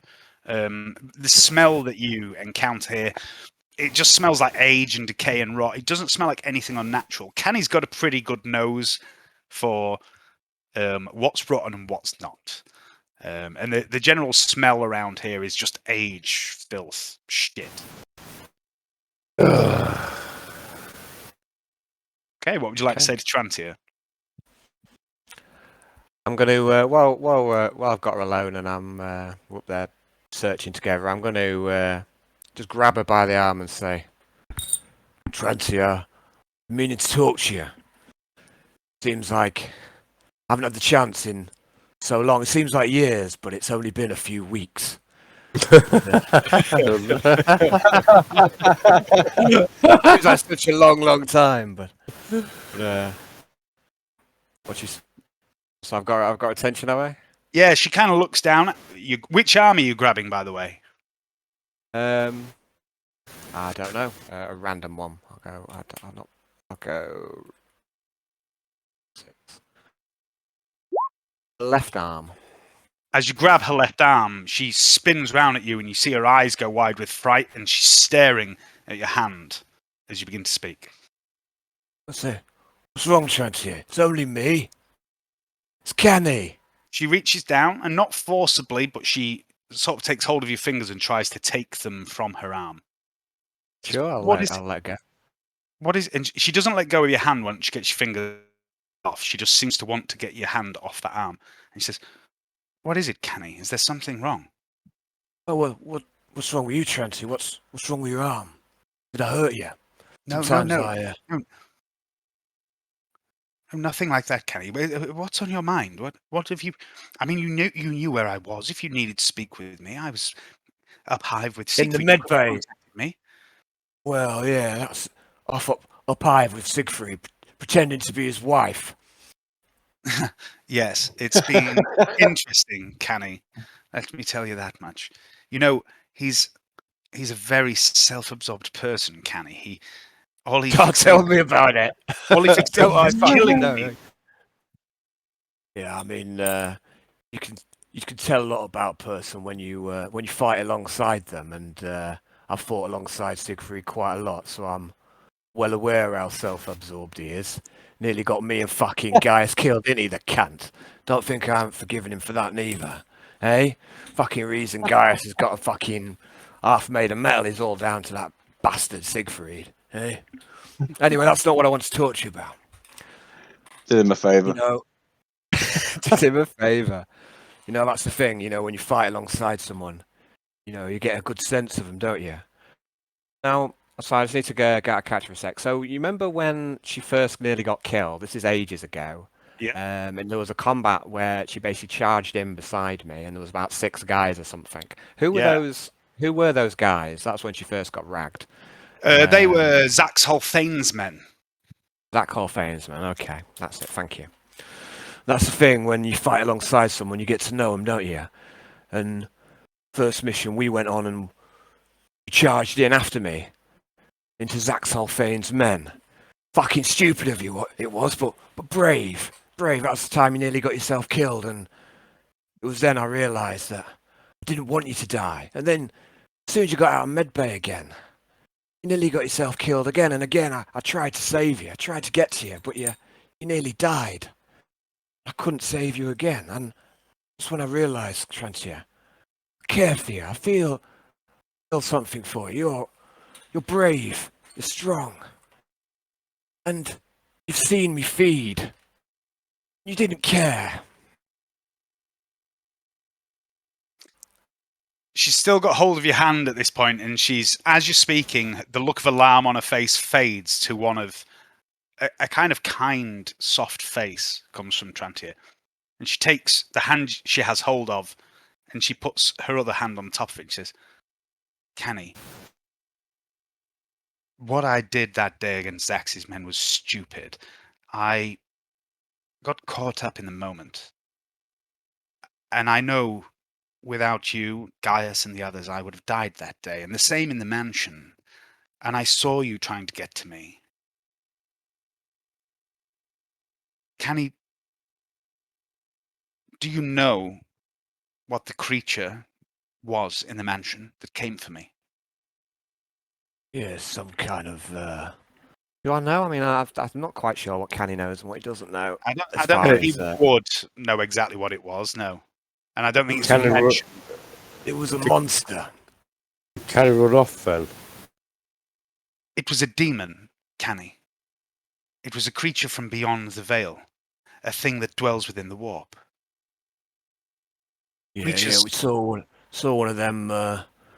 Saw one of them before, didn't we? That Spear. Yes, similar, although Spear was such a creature possessing living flesh. The one in the mansion was in its raw form. Creatures such as those have hunted me for quite some time. And ordinarily I stay one step ahead of them, but that day I was wounded, exhausted, distracted. The threat of someone entering our home, I lost focus, Canni. That was my fault, Canni. I will. Oh, well, accidents happen. Around me, yes. Polite way of putting it. She says, accidents happen. Sounds like she's a boyfriend of Gaius, really. Fuck off, Gaius, you're not here. Get out of my head. She also says, and in regards to what I saw you do in Zaxholthane's warehouse, I have spoken to no one of that. I gave you my word that day that your secret is safe with me. And discretion's important in a woman. And I promise you, if someone has been wagging their tongue, it is not me. if you believe someone has told someone else of your tastes, the question you should be asking is, who would know of such things besides myself and the Inquisitor, of course? Oh, I mean, I don't feel anyone knows there. Nobody knows. I mean, that's not what I was on about, Trantia. Maybe I'm not making myself clear. I care for you, Trantia. I like you. And you might be dead next combat mission you're on, the rate you're going.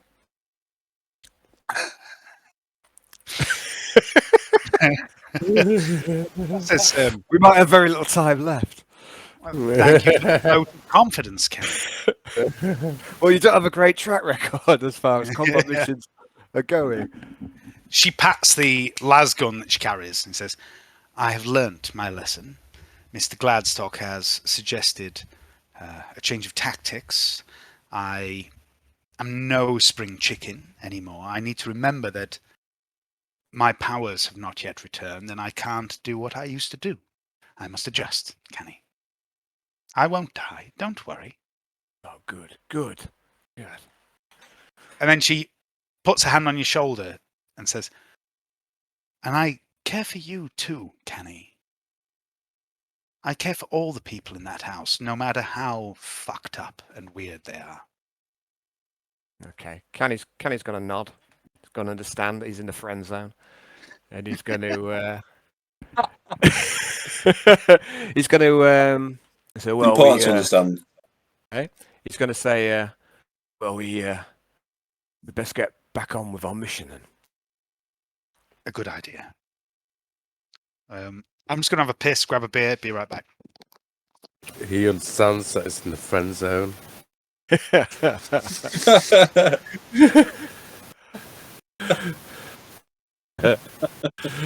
just going to laugh about that a bit more. I like it. Oh, there's no taming Trantia, is there? We'll see about that. No, there isn't. I thought he was pretty smooth with Canni there, apart from belittling her. But, you know. that was also kind of just for laughs as well, you know. Because she doesn't have a great track record in the combat missions, does she? No. She keeps getting fragged. Yeah, it's only the honest truth. But, you know, that might sit poorly with somebody you're trying to woo. Oh, I'm sure I would, but sometimes you got to play it for laughs. Yeah. I was like, the last bit, I know I should have let that person look at my pendant, but Gaius is like, no, it's evil. So, you know. Yeah, sometimes you just got to, like I say, you got to say what feels right at the time, don't you? Exactly.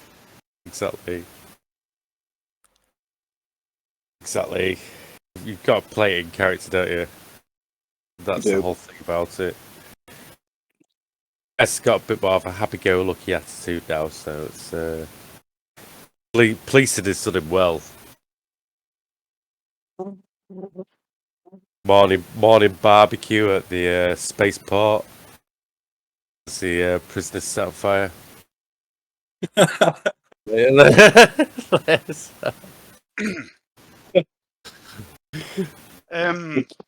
Right.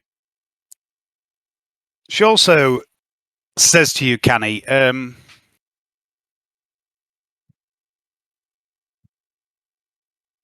you do know the Inquisitor knows what you are, what you do, don't you? What do you mean what I am? What am I exactly? The thing we're discussing regarding what I saw you do. Oh. She told me she knows everything that goes on. I mean, she's pretty smart. She is a smart woman. She doesn't seem that bothered, though. She's got bigger fish to fry than me. She has, but have you ever wondered how she knows everything? Canni's gonna stare blankly off into the middle distance. for about 45 seconds. And then he's gonna go, Canni? No, what? Why? How do you think she does it? I don't know. There's been a number of occasions where she has been aware of things that she should not. And I know she has the power to look into people's minds. But from what I understand, when she does this, it's quite obvious. And I also happen to know that she can't look inside my mind, and yet she knows things she should not about me. Like what? Certain things I've done and said. Do you reckon she's, I don't know, got some secret listening devices? Or cameras somewhere? Do you reckon she's got Perhaps. cameras in the toilets, maybe? That would be weird. I mean, that's just perverted, Canni. I don't think she's that sort of woman, but I do suspect that... Look, I've got Johnny going. I do suspect that Lady maybe is. Mesmer is watching us in ways we do not understand. Oh dear. Yeah. I'll keep that in mind. I'll be sure not to slag her off for quite so much. There's one other thing, Canni, while we're having this heart-to-heart. You knew Seraph before, yes? Before Lady Antonia recruited her. Yeah, she was in the Canni with me, wasn't she? That's where they met, the two of them. And how does she compare the Seraph of now to the Seraph you knew before?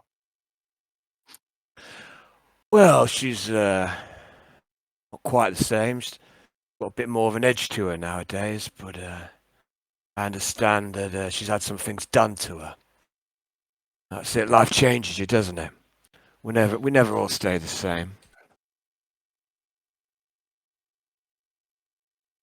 There's one other thing as well that you do know about Seraph is that her accent is different. She used to speak more like you, yeah, and now she speaks more like Mesmeron. Oh, well, she's probably just putting on airs and grace, isn't she? It has been 10 years as well. I met her when she first returned,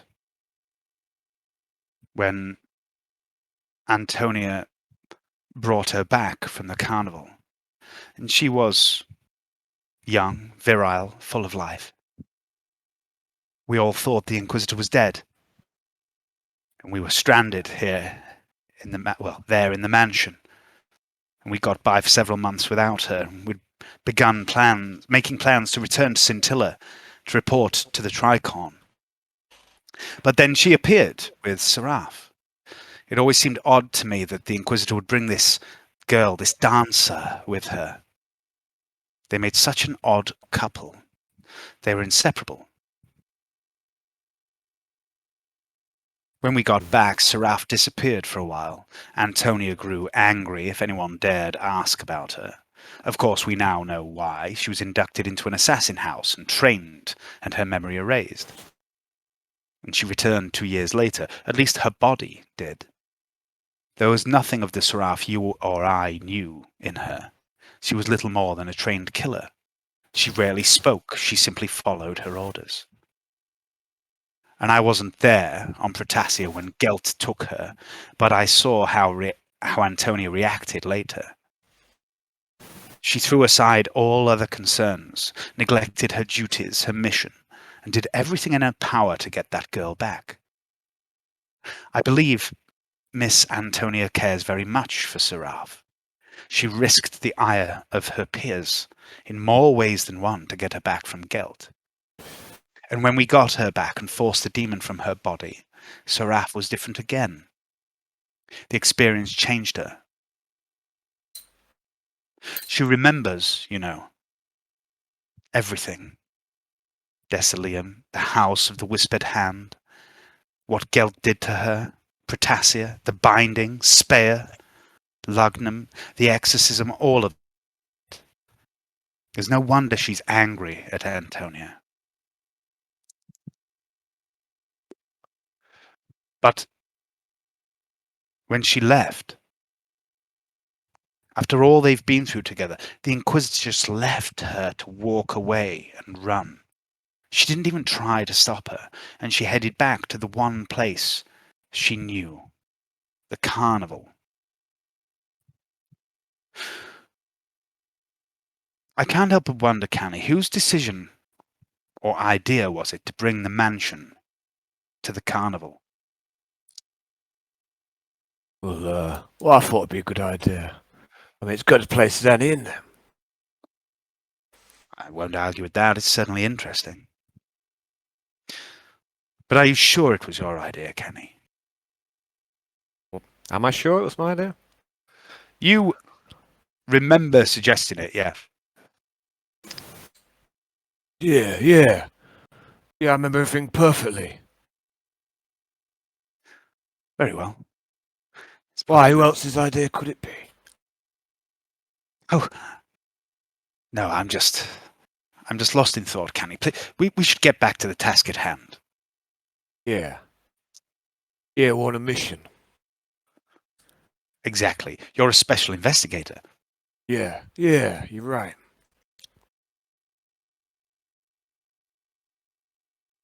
And she begins rummaging around in the clothes and stuff. So you spend a bit of time here, and you don't find anything of use other than the fact that it's obvious people have lived here until recently. Okay. What would you like to do? Oh, I comes into Gaius. What, boss? Fuck all up here. oh, fuck's sake. Fuck all down here. Well, have we got another lead apart from waiting for this guy to come back to his house? Well, we don't know if there's anything to these guys anyway, do we? I mean, there's other places we can explore, other places we can investigate. I mean, it looks like one of these rooms have been lived in quite recently, but the others have been gone for some time. Seems to tie what the girl said. I reckon she remember pop to the old market while we're nearby. See if and then swing by there later, see if there's anybody home. Yeah, can do. And we still need to ask about this guy. We haven't shown this picture. Have you shown that picture to anyone yet, Otto? Not yet. No. Did you show it to Janine? No, I didn't need to. Oh, okay. But yeah. I mean, we still need to ask about.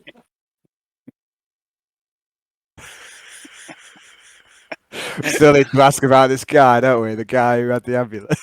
Yeah. Completely forgot. Oh. All right. I'm just going to put a light on. Hang on. That was like utterly pointless, like so many things we do. Oh dear. All right. So what are you doing, guys? Triangulating. Triangulating, yes. Off to the market, by the sounds of it. Tries to follow up leads. Okay, so you're into the scrap market. And Dave, just for someone who's fallen asleep at the beginning of the game, who are we looking for? You're not looking for anyone. You're trying to get to the bottom of where this fragment of this pendant that looks like it might be a fragment of a black orb. You're trying to figure out where that's come from. Okay. Yeah, so we know the guy. We know there's a guy who had it. He didn't have an oath cog, but I think they're going to try and run his DNA back at the police station. But we've got his picture, so really need to show that to some people. Yeah, you could show that to people, and maybe they'd recognise them. It'd be a good idea, that, Alan. Yeah. Yeah, that'd be a good idea. That voice in your head. Go in. Why didn't it occur to me to show the picture? I didn't want to disturb the poor girl. So. All right. So you head to the scrap market. It doesn't take long to get there. It's not a big area, maybe 10, 15 minutes. Otto, would you like to perform your tour guide thing on the way? Yeah, I will.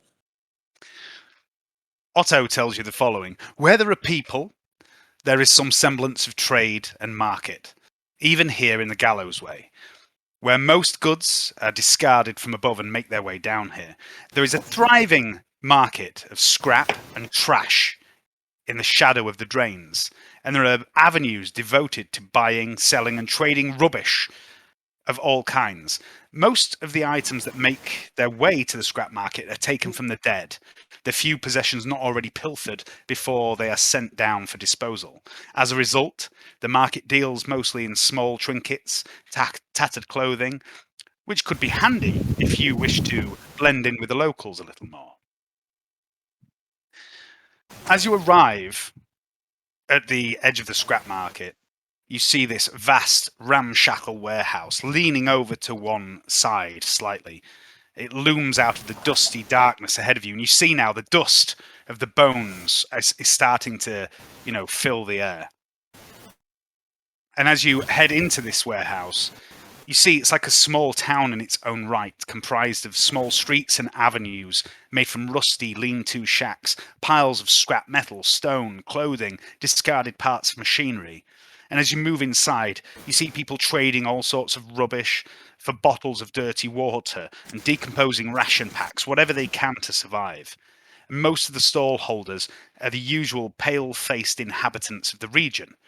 But one man stands out. He wears filthy, oil-stained, tattered red robes. His face is an amalgamation of twisted, stitched-together flesh and machine parts. One arm is entirely augmetic and far too big for his body. The exposed hand of it is rusty and corroded, and he notices you as you walk into the market. You do stand out a little, after all, and he watches you. What would you like to do? I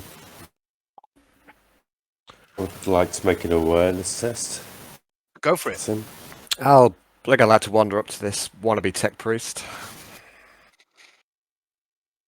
Okay. And Canni, you notice straight away the robes he wears, although filthy and a bit tatty and stained, they do remind you somewhat of what you've seen Vanetta wearing when she's in her more everyday garb. Ooh.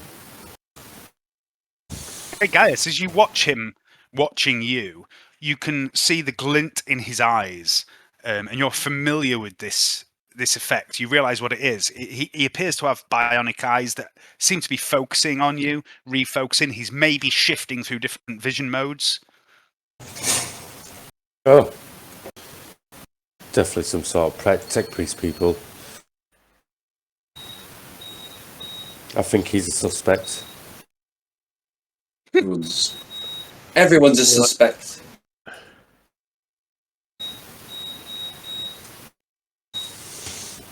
I'd like to head up to the guy. Yep. He watches you as you approach, and you see his eyes. He's looking all over your body, Canni. He's obviously taking in the bulk and size of you. And he says, "Hello, welcome. May I interest you in my wares?" And he points expressionlessly to the various piles of scrap and bits of machinery that are around him. Does he sound like he's pretending to be a tech priest? No, he sounds like his voice, it's a little rusty sounding. There's a bit of a weird edge to it, but it just sounds like it's the usual sort of Vox unit built into a throat. Yeah, okay. I'm going to say to him, I'm not interested in this kind of run-of-the-mill scrap you got on display. Have you got anything of real value, anything of interest to a connoisseur?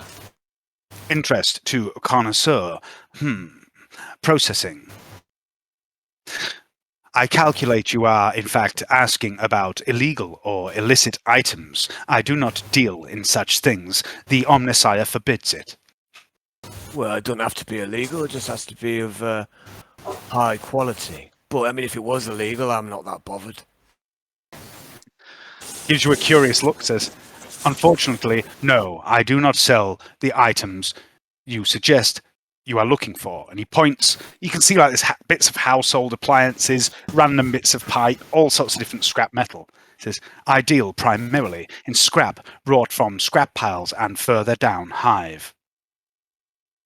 We must see some rare items from time to time that pass through, along with the debris and the detritus. Occasionally, yes, I do. These can fetch high prices further up Hive, but not down here, or no one here has the coin to buy them. Okay. Well, all right. Well, that's the thing, you see. I'm happen to be sitting on a bit of coin, burning a hole in my pocket.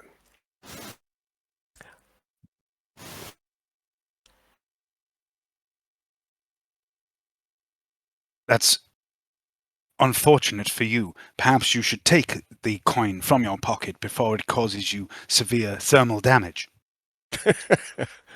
Oh, fucking cogs. They're all the same. I'm going to mutter under my breath. Fucking cogs. It was just a turn of phrase, my metal friend. I was just saying that I'm looking to spend a bit of this, few of these thrones I've acquired. But if you ain't got anything worth buying, take my money elsewhere. I only sell what you see here before you. I'll just have a quick look over and see if there's anything of interest. Give me an awareness test. Ooh. Your eyes fall out. Oh dear. I'll need those. No, you don't see anything that you would recognize as useful in any way. Most of it does look quite corroded, rusty, not valuable at all. Let's see if I've got anything to sell him. No, it's all pretty much... Oh, I've got 2 combi tools. I'll offer him a combi tool. What do you give me for this? Ah, I see. You wish to expand your stockpile of flaming hot currency. Well, I'd prefer to spend it, but you're not really helping me out here, eh? Well, your hot money is not much use down here. We have little use for thrones. We work on a system of barter and trade. I, for example, am a trader of scrap, machinery, and information. Thrones have little value. Shouldn't you say? So you must see a lot of the comings and goings down here. I hear things. I see things. This place is a hub of gossip. All right, now you're speaking my language, my metal friend. It is gossip. information. Gossip. Oh, and then I realised I've still got Otto on my shoulder. Yeah. Gossip, you say? And he pipes up. I forgot he Gossip. was there. Gossip. Oh, he just looks up from the data. Gossip, you say? Well, that is interesting. What's the going price for gossip these days? It depends on the gossip that you wish to learn of, my crooked friend. Excuse me.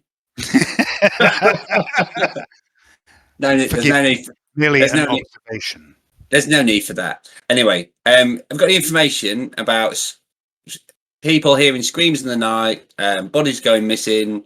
Otto, let me jump in, mate. Let me jump in. Why don't you show him this fucking picture of yours? I mean, have you forgotten about it again? Have you? Yeah, I have. Sorry, Canni. Thank you. What would I do without you? I'd walk. That's what I'd do. Picture. All right, so I'm gonna open the data slate and go. Fucking hell, bear with me. One moment, and then I'm just gonna lean down. Canni, can you support me? Just grab my belt so I don't fall off your shoulder. Actually, put me down, Canni. Put me down, and then I'll get the data slate and I'll hold it up. I'm like, who's that? That appears to be some sort of Xenos specimen performing cunnilingus on another Xenos specimen. No, I'll wait a second. Sorry. So, how did that get there? There you go. And then I'll show the proper image. There we go. You got any more of those? Yeah, I can. I'll do you a slate up later as well. On the quiet, just you and me. You just tell me what you want, Canni, and I'll get it for you. Right. He looks at you, Otto, and says, I know who this person is. I would be willing to trade information on them. Okay. So what's the going rate for a bit of information like that? As I said, I have no interest in thrones. They are valueless here. However, I do accept other forms of payment. We we've got a little dirt on this guy already, but we want to know who he is. As I said, I would be willing to trade that information. Right, Okay. well, let us tell you what we know about this guy. Seem what if let's huddle. I'm going to huddle with Otto. Yep. What's up, Otto? Why are we huddling? Well, what information do we have? You'd be like, hang on a second. Sorry, Canni. Sorry, what would you like? What is the thing that you're most interested? What would you like to know about? Well, what we want to know, the most thing we want to know about is who the fuck he is and who. Oh yeah, we know you. And where the fuck did he get this black fucking old throne thing from? Yeah, I know, but what we're going to trade? Like, we need to ask him what he wants to know in return. What I thought we'd tell him is the only thing we fucking know is that this guy seemed to murder a whole fuck ton of other guys, and he was holding some shard of black fucking metal, and it's a massive crime scene. Yeah, we can't. Privy to. Well, we could potentially tell him that. Tell him all that. That's the only thing we do know. Let's tell him all of that shit. That's good gossip, right? That's great gossip. Yeah, let's do that. But it might interfere with the investigation. It might interfere with the investigation. Fuck the investigation. No, yeah, all right. So I mean, I'm gonna go. All right, Canni, all right. And then just turn back, and we're both going to turn back simultaneously. Only Canni's massive, and I sort of shuffles around like Yoda. That. And it's like, well, we've got some very interesting news, some very interesting gossip about what happened last night in the in what is it? The what's the place called? Number 17. The Channel House 17. In China House 17. Have you heard anything about that? Because we know a lot. I heard there were screams and the sanctuaries. Oh, so much more than that, my tinfoil friend. We have information that we could give you about that, including images. If you would be interested in anything like that. The fucking slaughter, that's what it was. Select images. Calculating. I compute that the few people that would be interested in such information are yourselves. Therefore, this information has little value to me. However, I am willing to trade in order to pass on the information you appear to be interested in. I take payment in the form of service and flesh.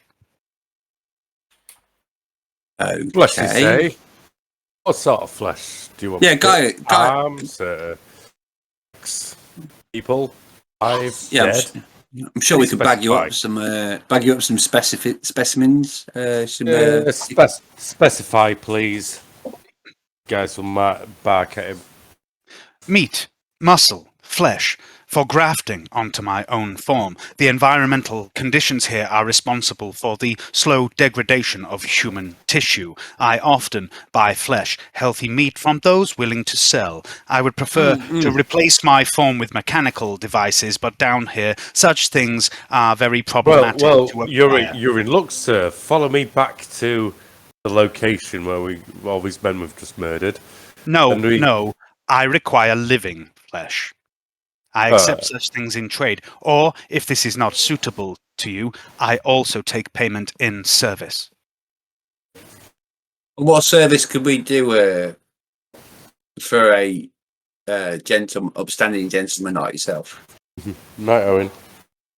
Good night, Owen. Good night, Owen. His man. There are two services you could perform for me in exchange for the information you seek. The first, there is an item of scrap hidden within the junkyard. Retrieve this for me. I will be grateful. Alternatively, you seem like capable men from my analysis of the weapons you carry. There is a man. His name is Facebiter. It is an apt moniker.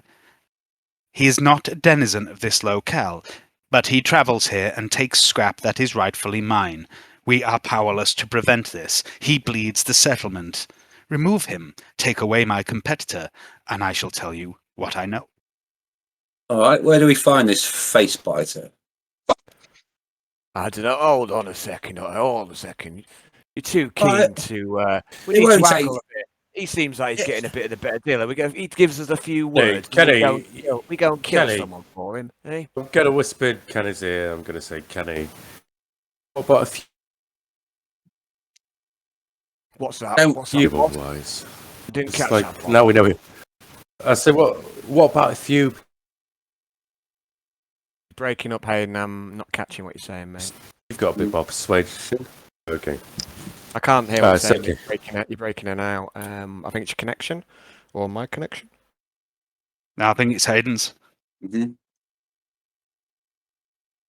So basically, just to clarify, he's offered you 3 ways of paying for the information you're after. Yep. Find a certain bit of scrap for him, kill a rival, or give him some flesh. Right. We could do all of those things depending on the level of information. He's only asked for 1. Okay, so the scrap might be the easiest one. I don't know. Killing this geezer would probably be easiest. Yeah, maybe if we can find him. But Yeah, how long would a detour take? You know what I mean? How long is a piece of string? Can it? We know these things can take time, can't they? I mean, don't get me wrong. I like a bit of the pew myself. You know what I mean? But you know, to be fair, but finding a specific bit of scrap, it might be like finding a needle in a haystack. So that could take equally long. So, got any spare flesh? I'm gonna look around and say, "Are you fucking joking?" Yeah, I am. I got you, didn't I? I got you there, Canni. Trantia pipes up behind you at this point and says, "It strikes me, Canni may have lost a little weight." I'm gonna look over at Trantia and smile. You definitely haven't, by the way. But you know, I'm gonna believe what she said when he turns around and smile, I'm gonna look from behind him with a raised eyebrow at Trantia. Just gonna look from behind Trantia with a raised eyebrow and go like the look that says, "Really? Yeah, you have." And then pat him on the back and be like, "Yeah, you have, mate. You've been working out." Susie's going to lean in. Susie's going to lean into Otto at this moment and go, "I think she is telling very big porcupines." And I'd like Canni to make an awareness test to see if he hears this. Please don't hear us. You know, it gets funny about this. So you do hear it. Oh no! I'm gonna look over. Oh, no. So what exactly? I hear Susie saying. You hear Susie basically saying that you have definitely not lost weight. You have put some on. I'm gonna turn around. I'm gonna look at Susie. Who the fuck asked you, Susie? What the fuck are you even doing here? I mean, since when did you become fucking part of our party, Susie? I mean, I don't even fuck you. Who is this woman? Hey, what's she doing? Yeah. What are you from? Wait. And I'm turning around at Susie. Yeah. Where are you from? Weight Watchers or something? You know what I mean? Fuck. Fucking whispering behind me. Whispers tell lies, Susie. She smiles, revealing her razor-sharp teeth, and she says, "I am from Peruvius. I am here because you invited me against the Inquisitor's orders, and I was not commenting, Canni, merely making an observation." Well, and she smiles, this predatory smile. So go observe somewhere else, love. Anyway, what were we talking? Anyway, I was just talking to my metal friend here, Mr. Metal Man. You're going to give us a bit of information, which we could probably easily get at any number of places, and you're getting some important tasks out of us, which will help you out a massive deal. Seems like you're getting the better end of this bargain, eh? Perhaps you could sweeten the pot. Make a fellowship test. Or a charm test, or a barter test, whichever you would like to use, whichever you think applies. Anything fellowship-based that you think applies. Okay, I'll go for a charm. No, I'll go for a barter. Why not? 99. Correct. The information I have could be learnt elsewhere. However, you do not know elsewhere, otherwise you would not be asking me of it. I know the information you seek. I am willing to trade. Accept the deal or do not. It concerns me neither way. However, you are also right that the value of the scrap and my competitor outweigh the information I know. So, if you do this task for me, in addition to completing my end of the bargain, I will also be in your debt. That sounds better. I'm going to turn around to Otto and say, Yeah. he's got us over a fucking barrel, Otto. We're going to huddle again. I'm going to try and keep my voice down, but fail. He's got us over a fucking barrel again, Otto. I think let's kill this face biter. I mean, how hard can he be? Yeah, he can't be that. He can't be that hard, can he? If he's a if he's a bad element around here, he might be a threat to the locals. We could be doing him a service. We could be doing the right. We could be in danger of doing the right thing, Canni. Yeah, and plus it'd be fun, wouldn't it? And fucking that Suzi's put the fucking ump on me, hasn't he? I'm wanting to smash don't you listen to her, mate? You're looking sharp, Canni. Honestly. Yeah, I'll show her.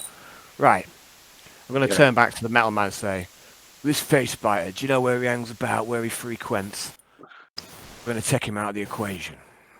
Facebiter claims membership to a gang known as the Red Walk. They come here from time to time, taking scrap from the scrap piles, and then spend time in a place known as Sal's, where many of the Gallowsway residents go to consume liquids that rot them slowly from the inside. They do not pay for the liquids they imbibe. They take them by force. Sal and many other residents of the drains would be grateful too if Facebiter were to make no further visits after today. My current estimations, based on observed patterns of movement, indicate the Facebiter will arrive within the hour. Right. I think we've got time to go. Do you think we should get some this? Let's go take Facebiter out. Yeah, let's get these. Provide this here with the service once. Do you think we should maybe get a disguise? Get some disguises. You know what I mean? So that we blend in with the locals a bit more. You know what I mean? I'm not going to blend in with fuck all, mate. Oh, that's true, actually. Yeah, sorry, Canni. Yeah. What's he look like, better man? I mean, all this pretending to be other people, hiding around in the shadows. It's just seems like a lot of hassle. Why don't we just walk up to them and smash them up a bit? Yeah, let's do that. Can you give me an? How hard could it be? I'm going to turn to the metal man and just point and be like, could you give me could you upload an image of this man onto the data state so we know who we're looking for? I have not seen him with my own augmetic eyes. I have only heard of him. He is a muscular man, scarred like all his kind, and he wears a three-pointed hat. Okay, that's the right amount of information we need. We're gonna walk into a pirate party. I know, I can just sense it. I've always thought I'd look good in a three-pointed hat. Oh. Well, I think you look very good in a trap. Yeah, try. It's a trap now, isn't it? It's a trap. I'm just gonna nip for a piss. But while I'm going for a piss, I would like any of you that have common law underworld or common law Desolation to give me a roll, please, an unmodified roll. I'll be right back. Yeah, I don't. No, I've only got. Oh yeah, common law Desolation. I've got that. I'm off to get a drink. I'll be right back. I'm gonna get a drink too. Yeah, I really don't have a clue. Yeah, I'm gonna get a drink.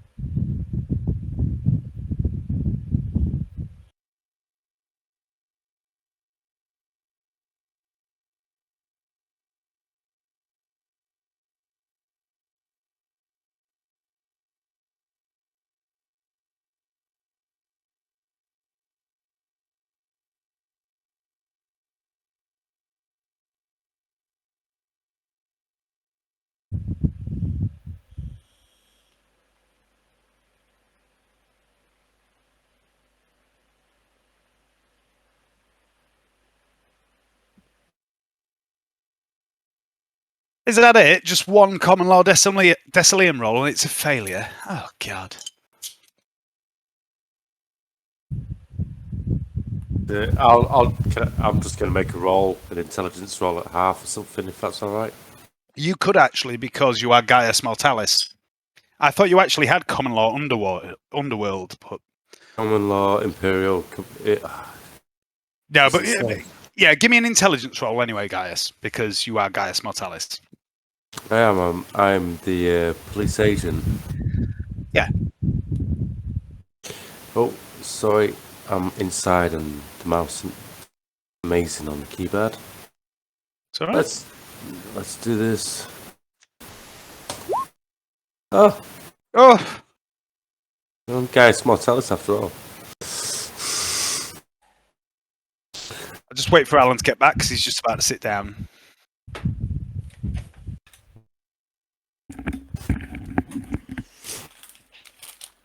Okay, so Gaius doesn't have common law, underworld, or Desolation, but in light of some of the recent things he's done, I've allowed an intelligence roll, which he's passed. Gaius, one of the many things that's cropped up in your time in the Arbites are the flesh cutter gangs. Yes.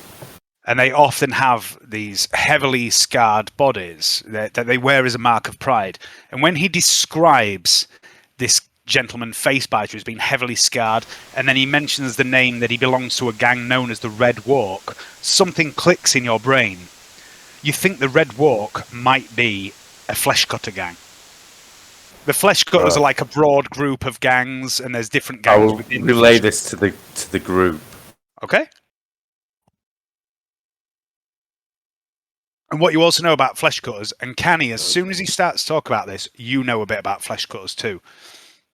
Flesh cutters prefer melee combat. They're fast, generally lightly armored, but they usually attack in large numbers. They thrive on causing pain and misery, and they enjoy using blades. Yeah, maybe I should join the flesh cutters. Stand right up your street, man. Maybe you can pretend to like say pose that you're saying I'd like to join your gang. Your career path. And just kill him. You just break his neck and like while he's not suspecting it. Become boss flesh cutter. Oh, bad idea. All right. So what are you guys doing? I'll go to visit flesh cutters. I think that we should lay an ambush for these Red Walk fellows. Yeah, in the bar, this bar that they frequent. So should go there. All right. So you're heading back to the drains to find Sal's. Mm-hmm. So that's where he said that they would be in the next hour, is what he suggested. Yeah, basically he knows that they tend to come up and go there, to have a few drinks. Okay, so yes, that's where we'll head, I think, and we're going to set up an ambush. All right. Okie dokie. Let me sort something out here.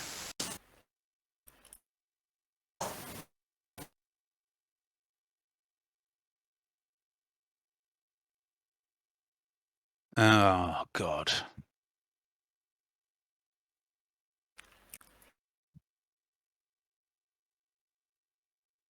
There we go. I did have a quite cool map for this, but when I put it on my laptop, it struggled like fuck. We had like rain, dust, and smog, and all sorts of shit floating about. It was very cool. Wow. But I had to turn all the effects off. Okay, so you head back to the drains. You eventually get there. You wander around for a while, and in the decaying cargo crate settlement, you spot a sign made from an assortment of roughly cut, mismatched metal lettering. Sal's, it reads. And as you head inside this area, there's a couple of tables and benches which are currently being pushed together by a sagging, pale man in his 40s and a young woman about half his age. And there's obviously some sort of... Yeah, good description, that, wasn't it? Yeah, there's obviously some sort of family resemblance between this man and this young woman. I can't hear Hayden, so I'm going to rejoin. Okay.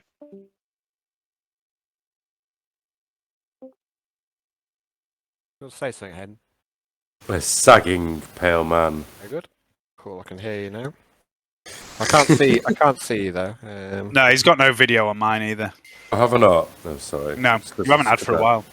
Because I rejoined and forgot. The man pushes the table over and he turns to 3 other figures that sit on a bench to one side, besides a large cargo container with a window cut into one side, obviously a serving hatch of some sort. And you hear him say, "There'll be soon, lads. Best drink up and scarper.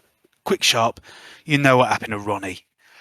The 3 men nod and begin chugging back the contents of crude metal cups. Whatever they're drinking doesn't look entirely pleasant from the expressions on their faces. And they stand and begin to stumble immediately, and one of them sees you, and his eyes go wide in alarm. "Here, Sal, you got visitors," he says. And the 3 men begin to shuffle off, giving you a wide berth as they pass your group by. And the man they speak to, Sal, this sagging man, looks you over and says, "Hello, I don't want no trouble." Yeah, well, let's have a drink then. What you got? I'm just going to put you onto a map. Yeah, I'm on 2, please, if that's all right. There's you're sure. He keeps glancing around nervously, and the young woman next to him looks nervous too. He says, "Look, I mean, yeah, if you want a drink, you can have a drink. But if I was you, I'd fucking drink it in Scarpa real quick, mate."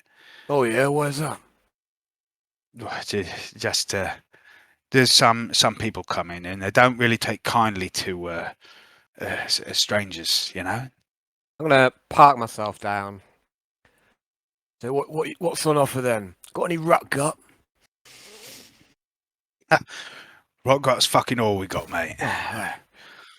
You're not from around these parts, are you? Yeah. No, not from round these parts.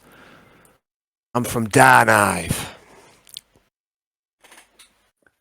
The woman moves over to stand next to what you assume is her father, and she takes his arm and says, Who are they, pa? What do they want?" Sal says, "I don't know, Jen. I've got a feeling I'm about to find out. You go get the drinks. Is everyone? I'll abstain. Cheers. Yeah. Keep sharp, guys. We've got a bit of a rodent problem. We are specialists at vermin control, aren't we, young man? Yes, what we do best. Yep, that's what we're famed. That's what we're specialised in. Yeah, we're just trying to increase the standards of local establishments by removing any potential unwanted guests. We take vermin off the streets, don't we, boys? We do. We are pest control for the hive. We're members of the Culinary Quality Commission, and I'm just going to flash the badge quickly. And I'm rolling with this because it just covers everything. It's like it's in every game now. It's in every game now. It is. It's beautiful. And you've got a bit of a problem with some unwanted guests. And from the sounds of it, they'll be arriving shortly. And as I say this, I'm just going to put my hand on my pistol. I'm just going to tap my holster. Give me a fellowship-related test, Johnny. Whichever skill you think that uses fellowship that you've got that you think would apply to this situation most. Give me a roll. Okay, let me see. There we go. There it is. Sorry, just a bit slow. He's glancing between you all as well, and you're all quite well armed and armored and well dressed. Even those of you that are hiding your armor, you've obviously got decent quality flat coats and things like that. You don't look like your locals at all. You stand out like a sore thumb. Okay. Nice. So I don't know what I'd use. I probably just use normal fellowship for this. Yeah, sure. So which is not very good.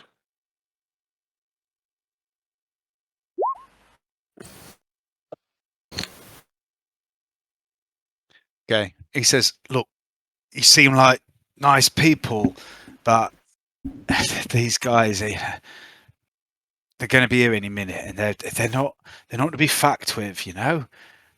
Please, I need to get my daughter somewhere safe before they go." And with that, the girl comes over and she puts a cup down in front of you, Canni. It looks like it's maybe just a tube with a welded bottom, and it's full of this liquid, and it smells fucking harsh, even for your standards. Right? Go get safety, man. Yeah, you best get yourself to safety. And cheers for the drink. How much is it? Just a quarter of a throne. Quarter of a throne? I didn't realise I could quarter my thrones. I'm going to tip a whole throne. His eyes go wide in shock. I didn't realise I could quarter thrones, so... Hey, it's not something that's happened to you in the region you live in, but it seems here quarter of a throne is an accepted fucking practice. Okay, I'll tip a throne. Why don't you get your daughter's safety? When you give him a full throne, he reaches into a pouch at his belt and he pulls out 3 fragments of metal that are vaguely coin shaped. But there's no markings on them, and he tries to give you them back. He's obviously trying to give you a change. No.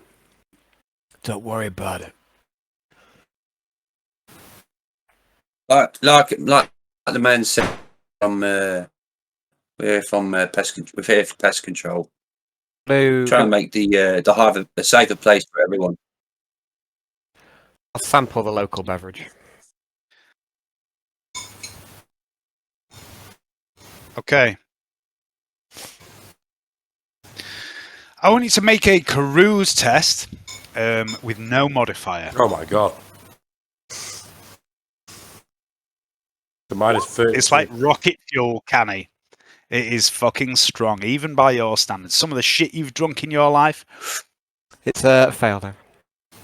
Okay, so Canni, you are fatigued. You are -10 to all stats. Oh, that'll put hairs on your chest. So are you trying to basically shoo these 2 people away? Yeah. Best they don't stay around. All right, they disappear off into this blue crate that's over to the left. I'm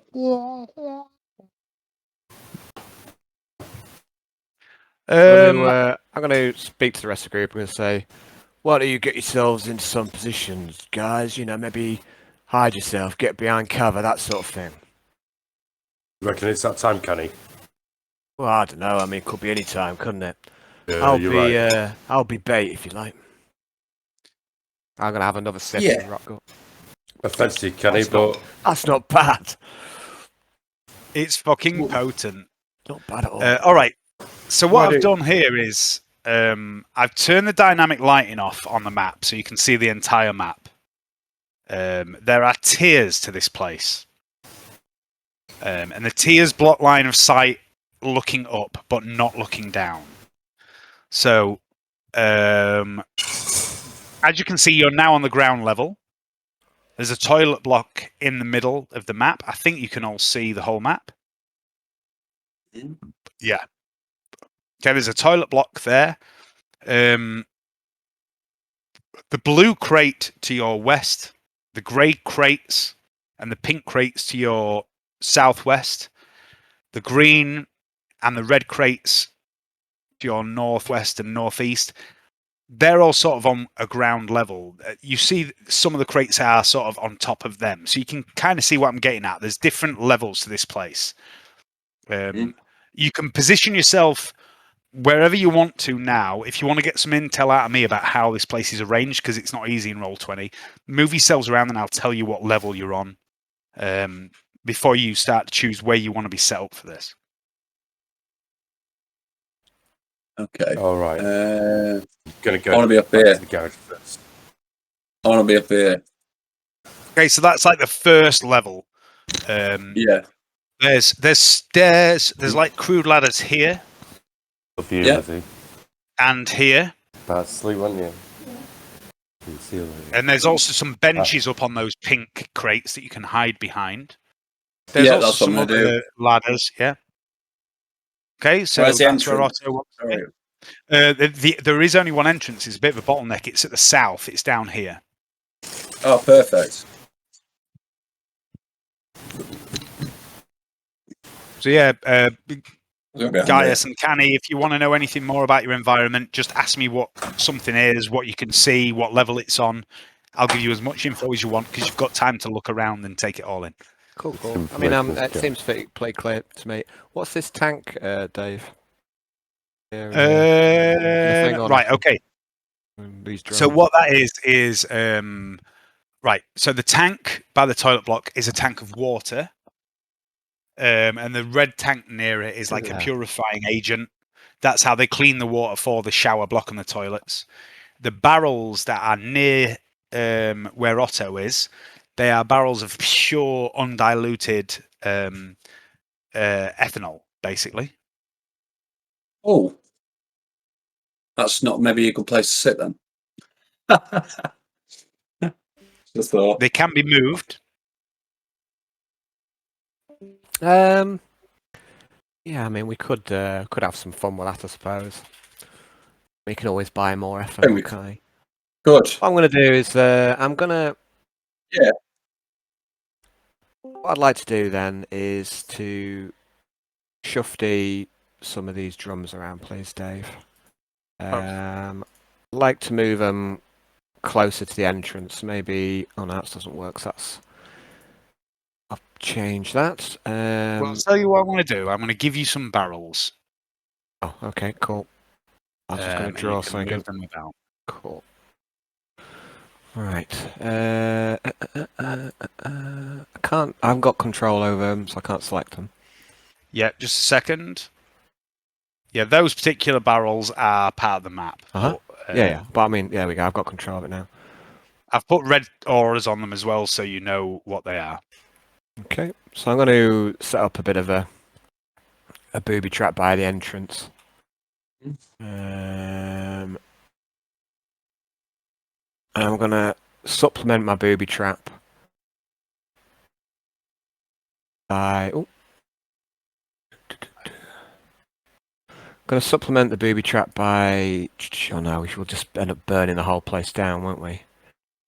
Oh well. I don't think he might mind too much, will he? The crates, the containers, by the way, are all sheet steel, so they're not going to burn particularly easy. Okay, oh, good stuff. Yeah. I think we'll be okay, alright. So actually.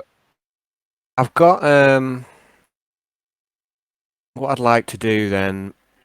I'd like to supplement the booby traps by... Actually, I don't think I even need to.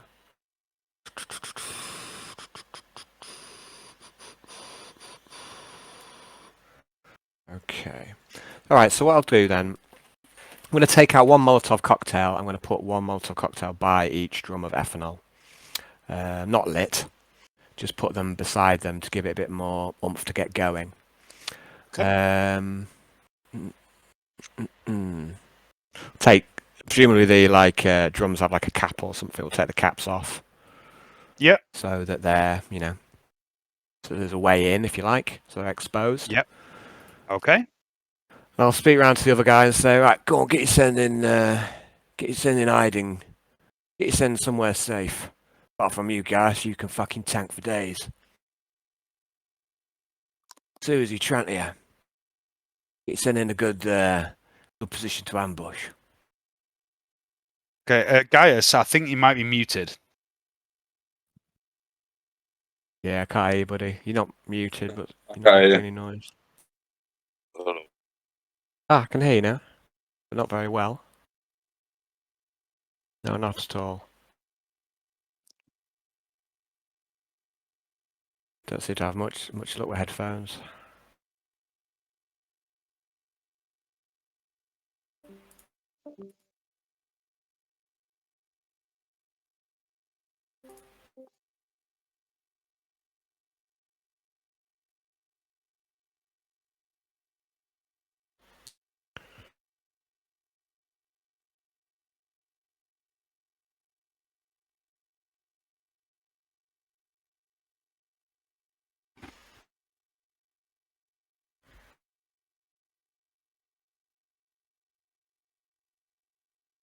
Still can't hear you, Hayden.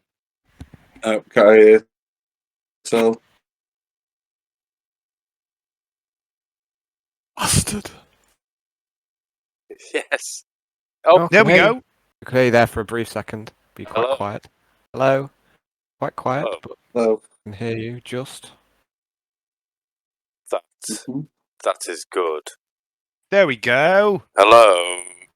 Hello. Better. All right, That's better. Gaius, where do you want to be? Are these bombs? Things I've read.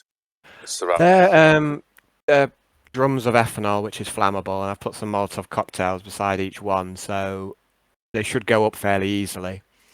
So I'm making obviously a little web of death here for the flesh cutters. I'm just going to comment on the thing. I'll be like, I've got a good view up here. I think it'd be a good idea to let them come in first, act all normal like, get them in, and then block off the exit with the barrels and the flames. I don't think they want to run through that. Get Wow. to position over here. Mm-hmm. Well, so I don't. Because like, I think we should just let we them want to walk make sure. into. Go on. You want to make sure what? I don't want to. Want to make sure they don't get none of them get away. By the way, all the cargo containers that you can see, you can also get inside. Cool. Okay. Well, maybe we should put Susie up there, and if any of them try and escape, she can be on straggler's duty. Clear up, dude. Yeah. It's good to me. How do you feel about that, Susie? What do you like that idea? Dropping behind them, Say like. again? Susie, how do you feel about it? Susie is willing to go wherever you want her to go. So is Trantia. You're willing to go wherever I want, Trantia? Anywhere at all?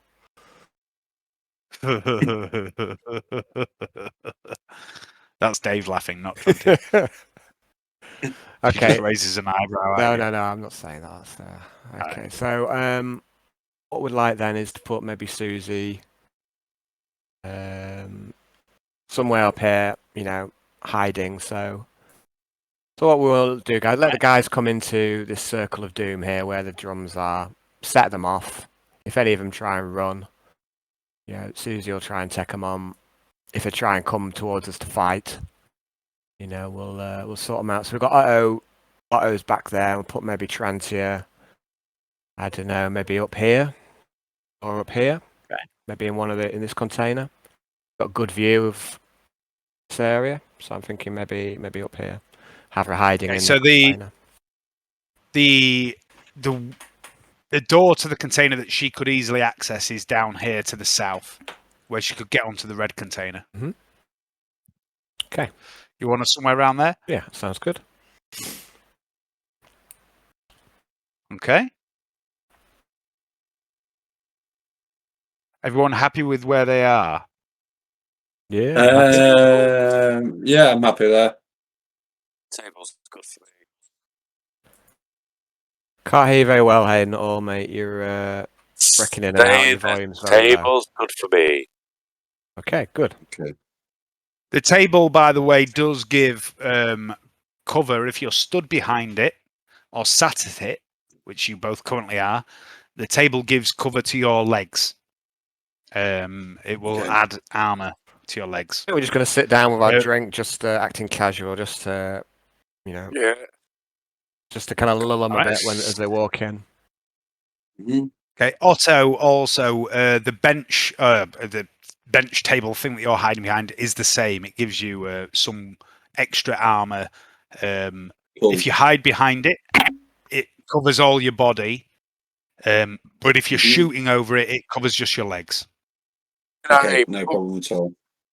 Can I put my shield sideways across the table so I can use that as top cover as well? And, shoot across. So you're sitting with the shield up, are you?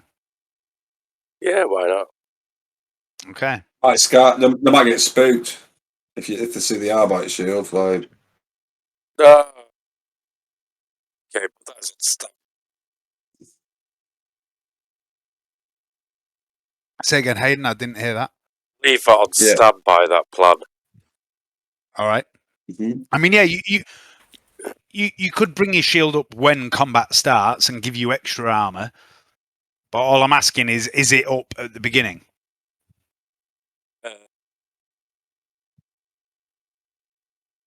I'll just have it up there while I'm drinking my beer. Up where?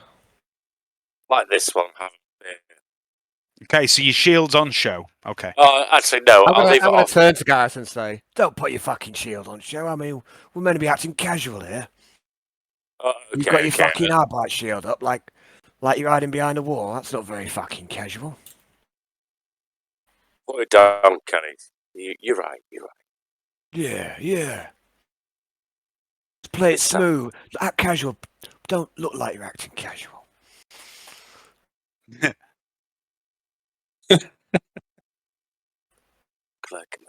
All right, I'm going to turn dynamic lighting back on. This should change your sight lines a little. Uh-huh.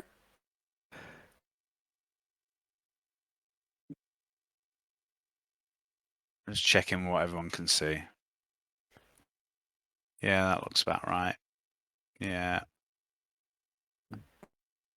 Oh, Otto's is all fucked up. Right, just a second. Yeah, it's a bit. Why can't you see through there? You should be able to.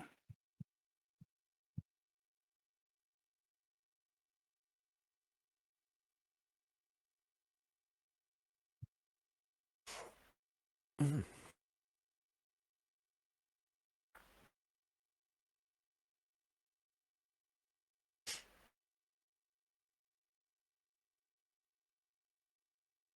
Because it's not giving me the option. Right, I'm going to have to delete that. No, I'm not.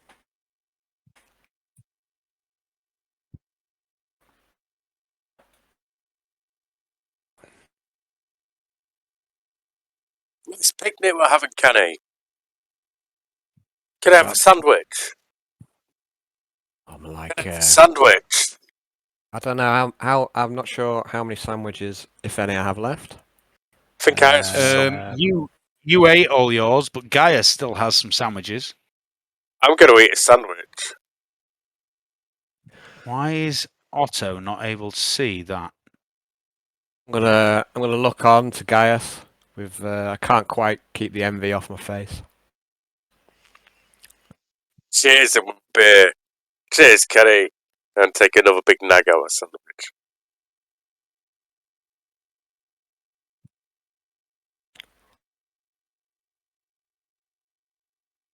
What the fuck? This worked earlier and now it's fucking not. That's really fucking frustrating. Fuck you, Roll20. Spent fucking ages building this map with one-way walls and now they're not working, even though they worked earlier. Go fuck yourself, Roll20, you cunt. Anyway, I've deleted that wall. Otto should now be able to see down. Out of interest, how do you do a one-way wall? It's a fairly new thing that's been put in. You go on the dynamic lighting, you draw a barrier like you would normally, and you can tell it if it's a wall or a one-way wall. And then you can switch which side you can see through and which side you can't. Oh, so it's really good for doing like vertical elevation and stuff. Huh? But for some reason, it fucking worked earlier and now it doesn't. Sounds about right. Yeah, brilliant. Great. Fantastic. Anyway. All right. So you wait for about 20 minutes. And then you hear a voice in your ear. And it's Suzi. And she says, "Gentlemen, I believe we are about to have a company."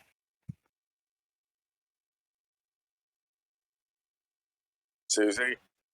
Didn't hear that, Hayden. I say you didn't hear any of that. Oh, about time. Thanks, Suzi. Okay.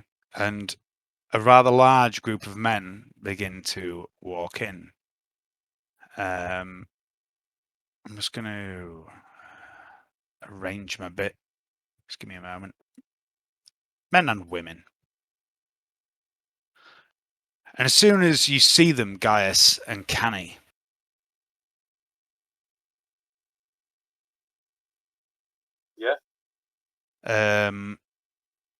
you recognize the telltale marks, the red armor that they wear, the scars that they have all over the bodies. These are definitely some sort of flesh cutter gang.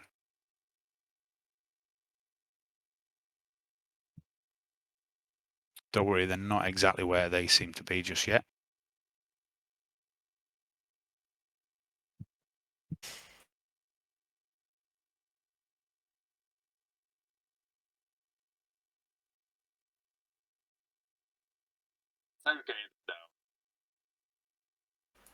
You what, Hayden? You keep going robot and breaking up. I think you need to buy a new headset, buddy. No? Or is it the jack, which is a problem? 4 minutes. Is that 3 syllables? First syllable. First syllable, headset. Second syllable, fucked. After about 20 minutes waiting, over a dozen men and women swagger into the area, carrying sacks bulging with loot. Each of them is festooned with wicked-looking blades. They wear crude hive leathers. Their skin is pale. They don't look particularly fit or strong, save for one who leads the pack. And he wears a tricorn hat, and he grins wickedly as he enters the area. "Me old mate Sal, where are you? You're hiding from me." Oh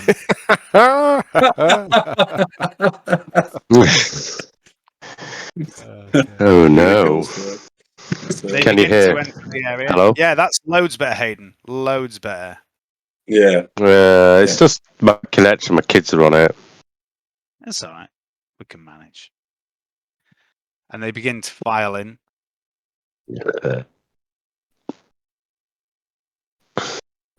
To raise a glass of rock gut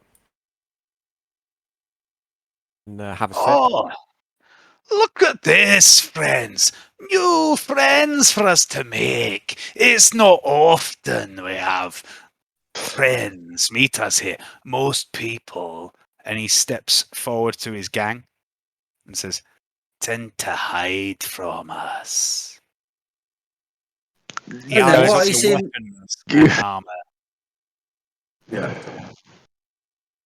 I'm gonna stand. I'm gonna say, not very good at hiding.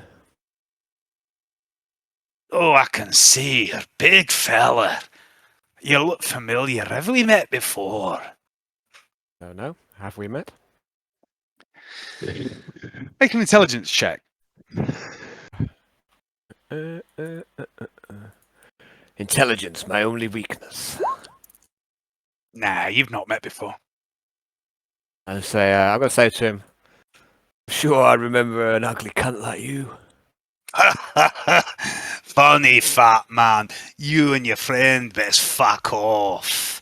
We've got business here with Sal and his pretty little daughter. And he grins, revealing the rotten stumps of teeth. Okay, I'm gonna say, yeah, I was just about to fuck off, but then I realised I had something for you. Oh, really? Yeah, some thrones or something. I'm gonna go around, start rummaging around. I'm gonna pull out a frag grenade, and I'm gonna lob it.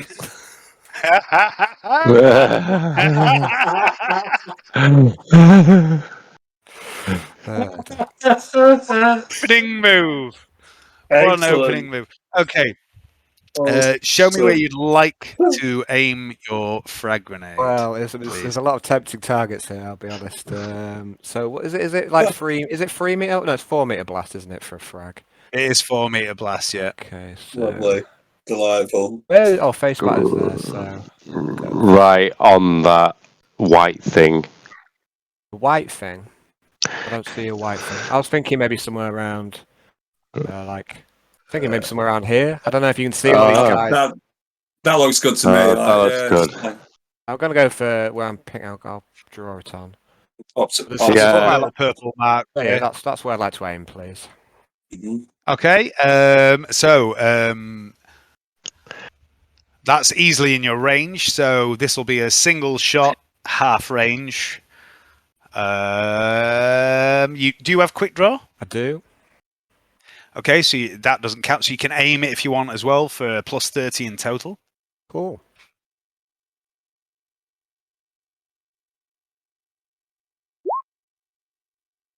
All right, give me a D8. I'd like to use a fate point, please. All right. 1. It's better. Go on. Okay, so that's a direct hit. So just a second. 4-meter radius, isn't it? I believe so.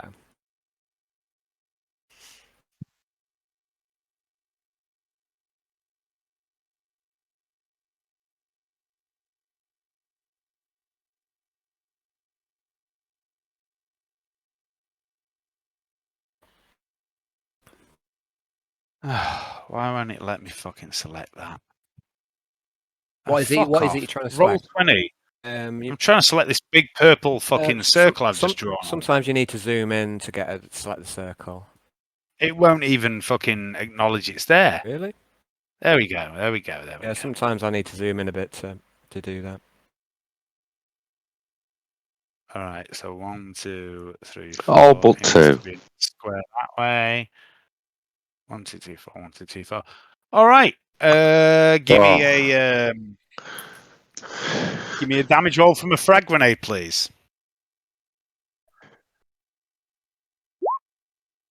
It's 10. Is that critical? Does that work? Or is it just... Is it your first 10 that you've rolled? It is the first 10. Then yeah, it works. Go on, then we'll keep that then. Give me another ballistic skill check to confirm it. No, it's a fail. But does the critical damage affect everyone? If it like, it's a generic roll for everyone. Yeah, I'll do a reroll on that with my second fate point, please. All right. No, it's still a miss on the second to confirm. So okay. Worth a punt. All right. Oh, shit.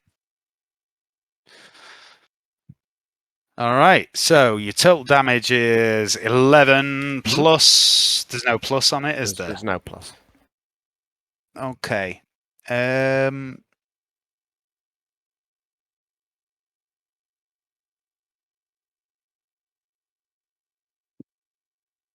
So it's 11 minus the toughness and their armor.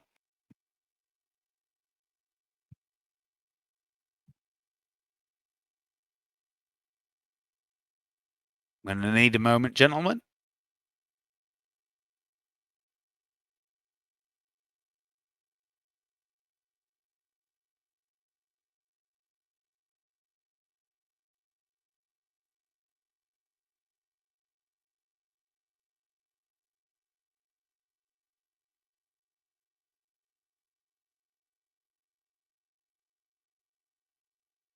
I'm going to need a big moment.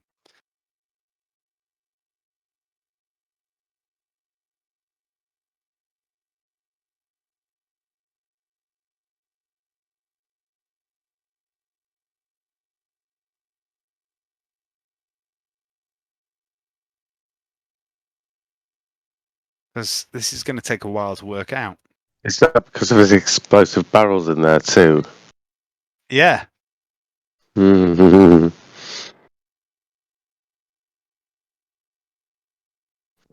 What a shot, Canni! What a shot! That's a great way to open a firefight, mate. This explosion rocks the drains as the frag grenade goes off. Immediately after, one of the barrels gets hit by the blast. So you did 11 damage. Yes, there's a Molotov cocktail beside each of the drums, Dave. Roll another 2d10.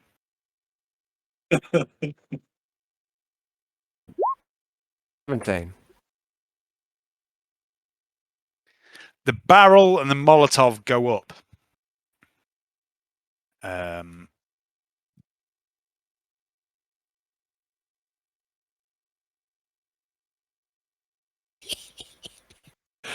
dear. Facebider's crew ain't looking so big right now. I'm just going to Oh dear. that layer, delete that barrel. Okay. And at this point, just give me a second to get you all selected.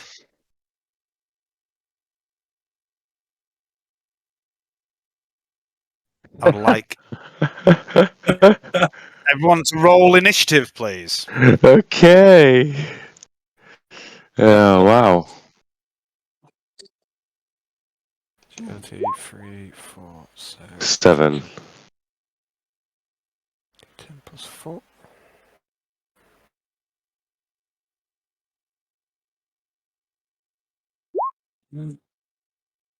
13. Get another drink. Be right back.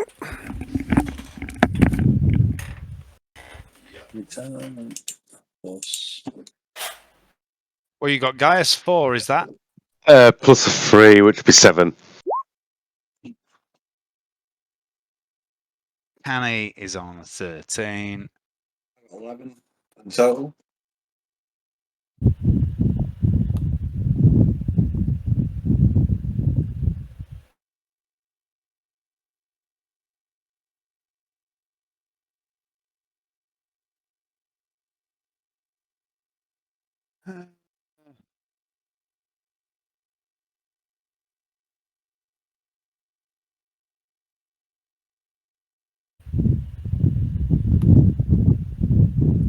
Trantia.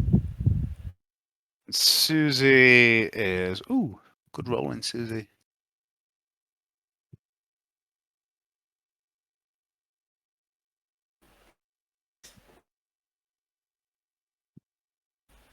Otto, what did you get? 11. 11 in total.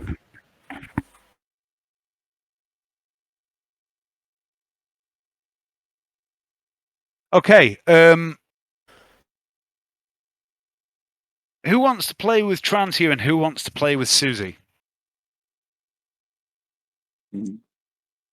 For now.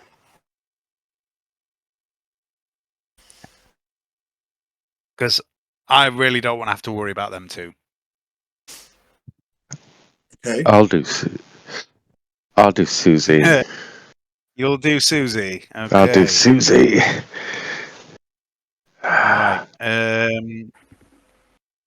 Sure, I'll take control of Trantia. Okay, Hayden, you now have control of Suzi.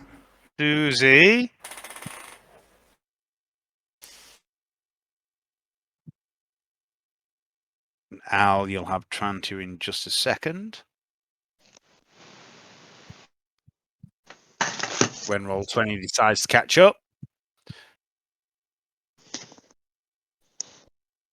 They're in the NPC Companions subfolder. Basically, my laptop cannot handle me running multiple NPCs. So I'm giving them to you. Okay. There we go. Al, you should have Trantia. I'll give you a moment to have a look at their character sheets. I'm just going to grab a beer. Just grab a pork burger.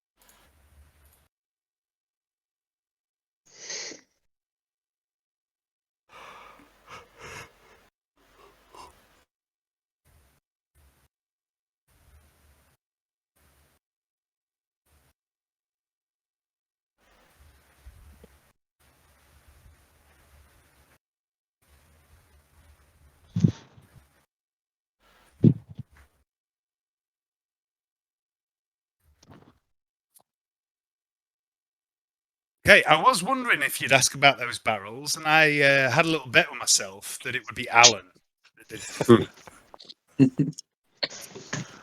There. Okay. Well, With most of his I crew. kind of know what I kind of do in a similar situation, Dave. And I often have things scattered around that if people ask about them, they might do things, and if they don't, then they'll never, then nothing ever comes of it. So. It's like we said before. At one point, the crossover between my game and your game became something of an arms race. I think it's taken on a new tone now. It's still an arms race, but it's got a very different flavour to it. My game has, anyway. Let's see what happens now. You've just killed a shitload of Red Walk gangers. And now we've also created a flood scenario, is what we've done. Well done. Time to wash away the filth, guys. Like a style. You'd make a good arbite.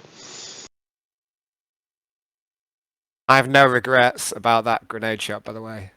It was good. Beautiful. Good shot. It was a beautiful thing. Beautiful thing. Good opener. I caught it on pit recorder as well, so you'll be pleased to know. For playback. Right. So a face bite. All right. Top of the round. Face biter screams as the fire washes over his back. Says, "Ah, you dirty fat cunt!" And he runs towards you. Canni. 2, 3, 4. He's going to do a charge on you. I am going to do a. Yeah, he hops up onto the table and spears down with his sword at you. This is a standard attack, which is a hit in the head. Yikes. We'll go for a dodge. Oh, hang on. I just need to get my... there we go.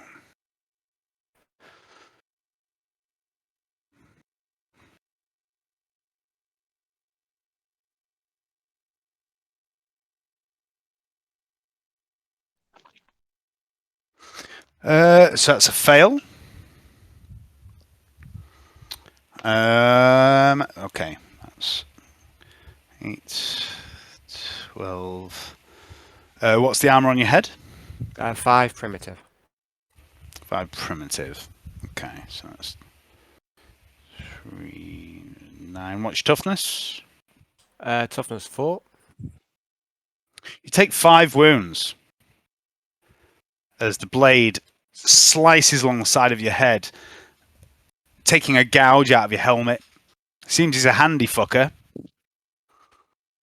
It's Suzi. Suzi, wherever she is. Suzi. Suzi. Hey, Suzi. Oh, she probably hasn't got vision. Hang on, she probably hasn't got vision. Suzi. There you go. Suzi is over here. You should be able to see her now. Oh, there we go. Suzi's just going to charge. Rah. Rah. Boom. Okay, give me a test of some kind. Let me just check what Susie's got. I think she's got something I think of. I've rolled awareness. That's not what I wanted. I got 6. Whatever roll I got a 6. Give me an agility roll. That's it, I got 6. Okay. Yeah, I'll do. Yeah, she leaps off this 3-meter high container, lands perfectly, charges into the guy. He's going to try and make you attack. So plus 20 for charging. Okie dokie. Wow, your weapon skill. Hit. Hit. He does not dodge. Okay.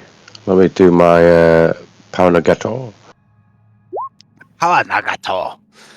So 11 at pen 4. Minus his toughness. Suzi, where did she hit? In the head. Suzi takes the head from this first guy. Wow. Sayonara.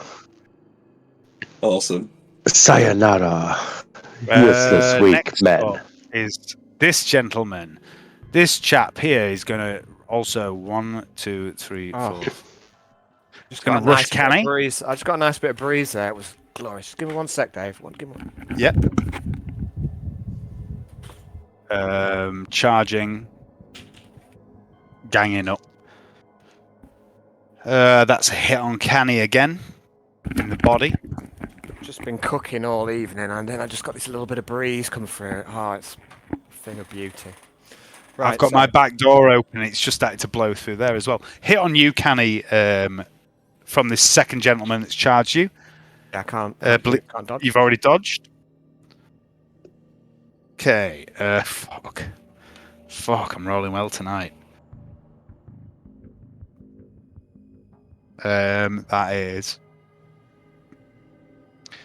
armor on your body, please. 4. Okay, so, and your toughness, 4. Mm-hmm. You take 7 wounds. Alright. Their swords are very sharp. They seem to be skilled wielders of the blade. Canni, it is you. Okay. I'm going to quick draw Sally and Molly. Uh-huh. I'm gonna gland adrenaline. Okay. And let's see, what are we gonna do? Have we got 2 weapon team yet? 2 weapon wielder. How does 2 weapon? Is it -10 to both attacks? 2 weapon wielder, isn't it? You've got 2 weapon wielder melee. Are you ambidextrous? Yeah. Yeah, so it's you can, for a full action, you can do an attack with each weapon at -10, rather than a single attack at +10. I am considering the idea of having a homebrew rule, by the way. You know, Gunslinger has a homebrew rule where you can bring that up to straight ballistic skill. I'm considering bringing one in for melee fighting as well. Cool. Do we gamble? Or do we play it safe? I'm going to, I think I'm going to go for just a half aim and a single strike with the meat cleaver. Okay. Against face biter. All right. Testing a +15 weapon skill off a Molly. +10 for a half aim, so that's +25. +10 for a single attack. Yeah, so +35 then. Okay.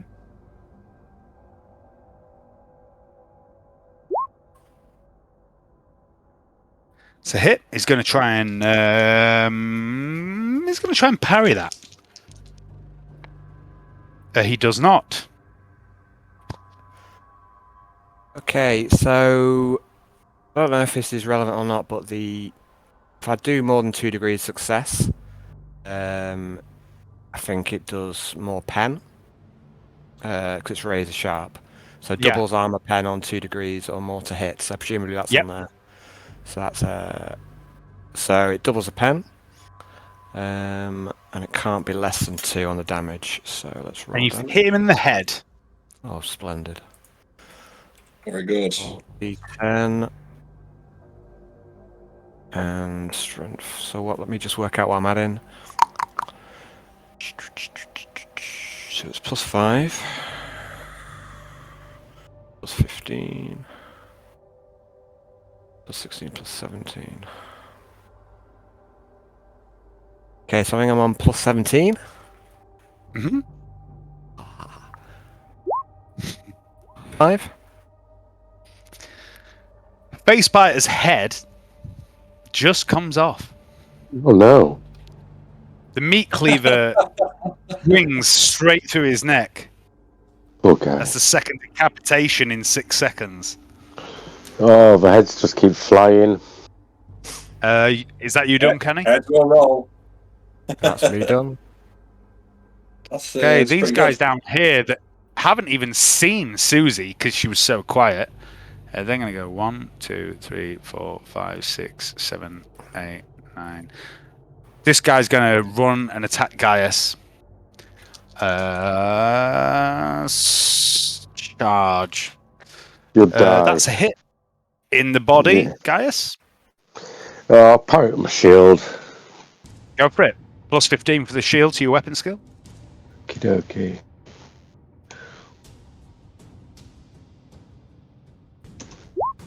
Yay. Yeah, you do parry it. The next guy who has 2 axes also hasn't seen Suzi. Goes 1, 2, 3, 4, 5, 6, 7, 8, 9. He's going to jump up onto the table. He's going to make a roll, which he passes on a fucking 1. Under the table. He slides under the table and hacks at you with his axes. I'm going to claim cover from the table legs. No, you're not. That's a hit. You can't parry. Try it. 63 hits you in the leg. Do it. No, it doesn't. It hits you in the body. So I get cover from the table. Not in melee, you don't. 7, 10. What's your armor on your body? Okay, give me a second, guys. What that is? Click him open. At this point, Gaius, you don't have your shield up and active either. You did declare it was down by your side. It'd be 6 plus 5, 11. Until. No, what's your armor? What's your armor? 6. Okay. So that is, and your toughness is 5. 5. 1 wound you take, Gaius. Oh, I can't believe he did that. The blade passes through your hardened carapace armor. And then it's this guy. So disrespectful. This guy is enraged. He's going to rush Canni. He isn't charging. He's too close. But he does get the bonus for ganging up. So that's going to be a plus 20. Which is a miss. Otto is going to take a shot. If there's anybody left. I don't think anybody's left. There's 4 of them. 2 of them are on Canni, 2 are on Gaius. Okay. I'm going to take a shot. Canni does look like he's taking a bit of a beating. There's quite a lot of blood coming from Canni right now. I'm going to shoot this guy here. I'll take just a flesh wound. Take a half-aim shot. And using my red dot sight at shot range. So it's plus 40, minus 20 for into combats, plus 20. Plus 20. Okay. I'm going to use a... what rounds have I got? Let's see. I'm going to use an amputator round. Okay. Okay. So... yeah, I'll just say that's the Hecuta. Mm-hmm. Yeah, it's free action to switch between ammo types for that weapon. Uh-huh. Just 20. Oh. Oh. That's a miss. Okay. Gaius Mortalis. Yes. It is your turn. Okay. Gaius is going to smash the man in front. No, the man who hit me, because he deserves nothing else. And he's going to hit with an all-out attack. What are you hitting him with? Mace. Are you quick drawing the mace? Power mace. Yeah. So I can't. Have I got quick draw? Let me have a quick look. Yeah, Gaius has got quick draw, definitely. Okay. Yes. Oh, right. So weapon skill with a plus 30. No, plus. All out attack is plus 30. Yeah. Yeah, plus 30. And power mace to the face. Power mace to the face. He's going to try and dodge. No, he's not. He's going to try and parry. Actually, I'm going to say boom to him. Well, does it? Okay, he parries you. Oh, well, I bet you're lying. He turns your no, I rolled 41. He turns your mace aside, but as he does so, his sword shatters on impact with the power mace. Okay. Awesome. I'm happy with that. Thank you. Yeah, I don't know if you've ever noticed, but the power field rule on power weapons basically says if there's a parry on a non-powered weapon, it destroys the weapon. Oh, brilliant.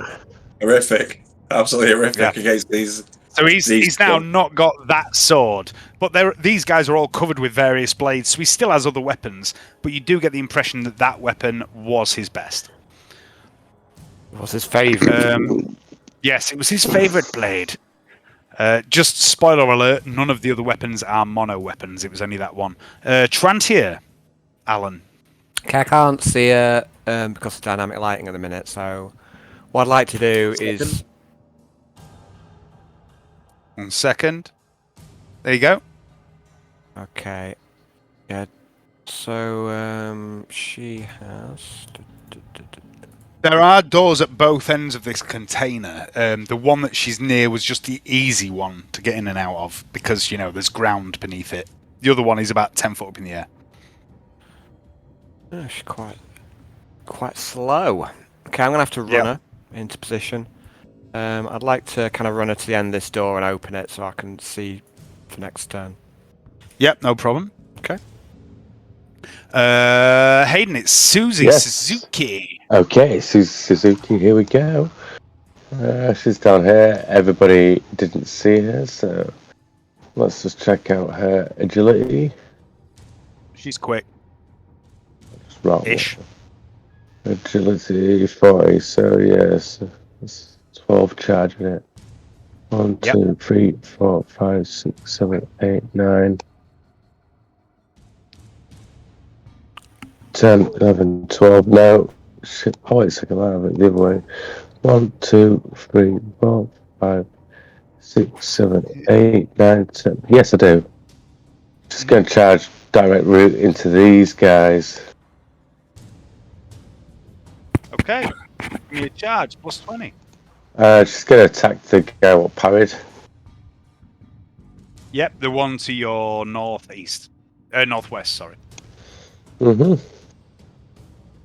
Good tactical play, Hayden. Yeah, nothing he can do about that. Okay, roll for damage then. Nagotchi, whatever it's called, Ninjago. Ningato. Ninjago, pen 4, damage 10. Same roll as before. Yeah, that's kill. Death. Where did you hit? Head again. 30-03. Decapitation again. Suzi, the next Slayer, Suzuki. There's just heads everywhere and bodies on fire. It's a beautiful sight. Kenny's getting hungry with the smells of barbecue so nearby. You know me too well. All right. You metagaming fuck.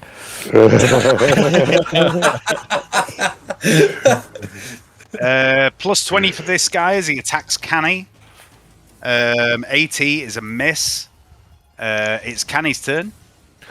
Okay, I'm going to use a full action and do a double strike. I'll try and put one hit on each. So Okay, which one on first? We'll go for the meat cleaver on the guy with a hat.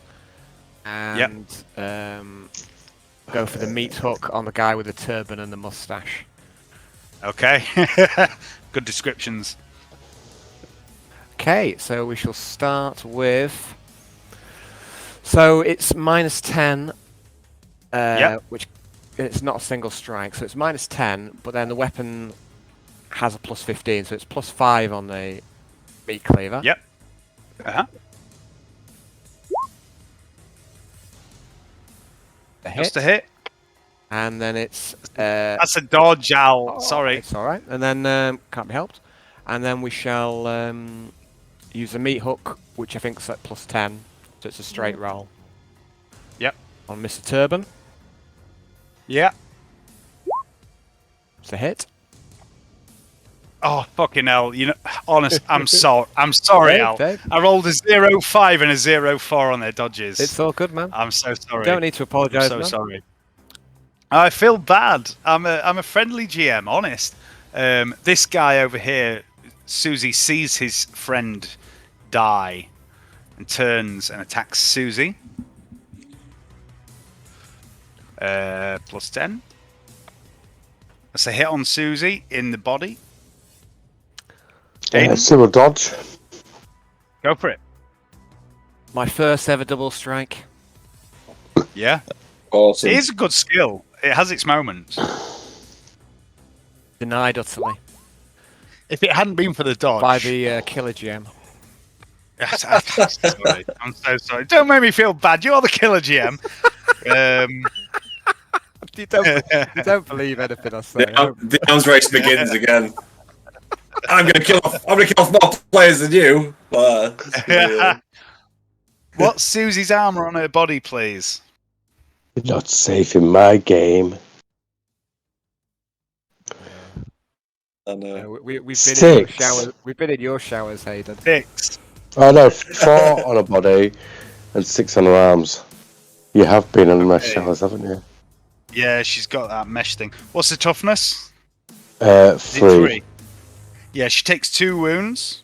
Oh, that's not very nice. I don't feel bad about that. No, I don't feel bad about that. Susie's one of my creations, so I don't feel anything. The only one of my creations that I feel for is Seraph. I really like Seraph, and she's just not been in the game. But anyway, okay, this guy east of Canni, +20 single attack.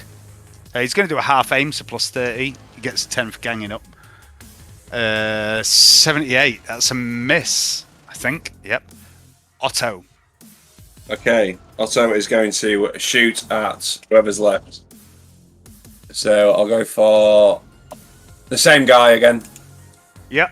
And then I'll take a half aim shot again. Half aim, range, single shot. Red dot +40, -20 shooting into combat, so +20 with an amputator.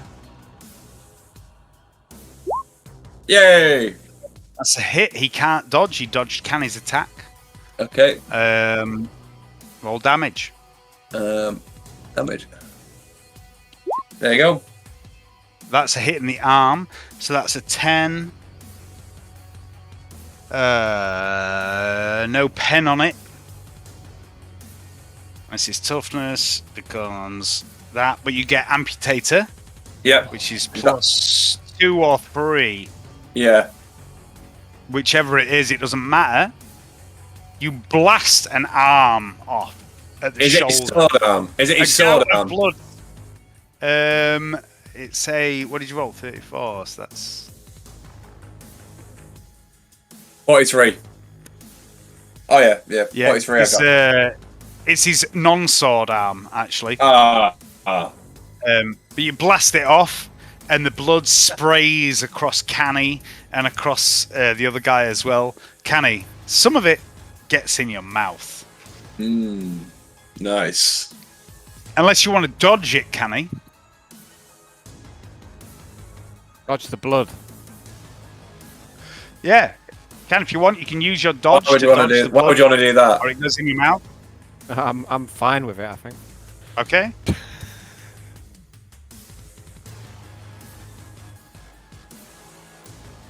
Make a quick note of something unrelated.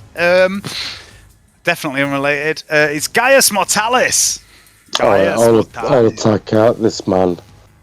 Okay. Hits with 6 degrees of success. Wow.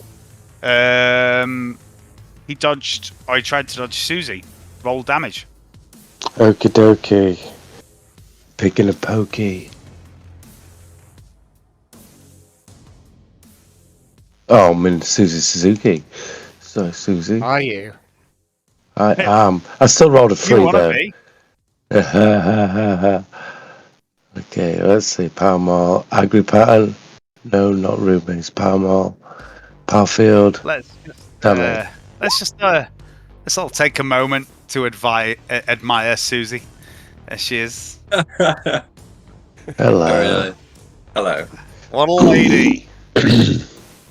She's not even real, and we all would.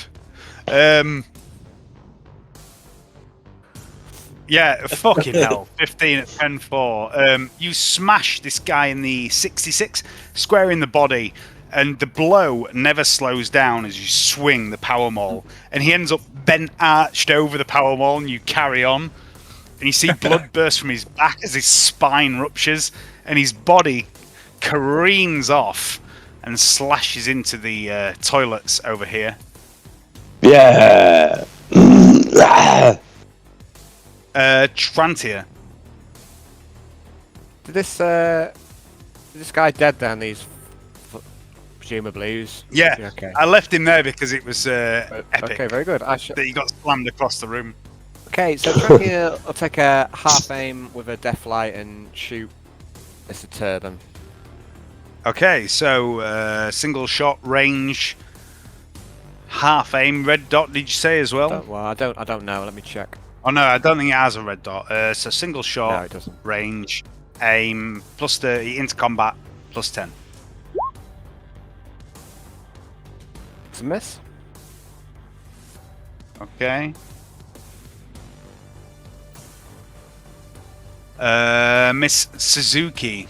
Okie dokie. Miss Suzuki's going to. Oh, it's more than 3, so charge! That dude. Yeah, it's too close to be a charge. It needs to be 4 meters for a charge. Alright, just a single but you can still hit. move in and do a plus 10, plus 20, because Canni's there anyway. Oh, I'll so do it's that pretty then. much the same as Rah. Does she have double team? I don't know. Just check. Does Susie have double team? I mean, it doesn't matter, but just Yeah, she It's a hit does. anyway. Yeah, she does. Yeah, she does. So it'd be another plus 10. it'd be another plus 20 for Plus that, 20. because I've got double team. Yeah. Ah, yeah. Good call, Al. Hmm? Oh my god. Rolled hit again. Nice. In. Let's take a plus 20. Oh no, plus 40, isn't it now? Yeah, plus 40 for double team. Yeah. Ugh. Still not enough. Oh, it's still 17. Fate point. Nah, that should be alright. I think that's death. Fate point. Alright, I mean, I'll it definitely fade is. off. I just want to work out damage. It's 10 o'clock. 1. I'll use a fate point on that, Dave. Okay. Yeah, I want to max out my damage. It's right. I don't know who I was listening to. It's the voice in my head. No, I don't. Oh, she hits. She hits. Yeah. I don't mind fate point metagaming for things like this. Oh, she does more damage. Okay, so that's a total of 23 from the Power Ningato. It's not the record, but it's about third, I think. That's pretty good going from someone with piss poor strength. Always remember that the records have been set by people with accurate and unnatural strength. So Cheaters, basically. 23 is 23 is pretty respectable for a character with 3 strength. But yeah, this guy is fucking dead. She cleaves straight through his spine. Perfect cut, and there's a slight sizzle and a smell, Canni. A smell of cooking flesh. And for a moment, the body still stands upright, and then the torso cockles over towards Susie and just leaves the legs there that fall down a few moments later. The Red Walk are defeated. Well done, guys. That was some awesome combat. As you saw, they weren't particularly tough, but they could wound you. They could even wound Gaius. So thinning them out. Yeah, I took a wound. That grenade shot was probably Yeah. the most effective grenade shot in the history of Dark Heresy.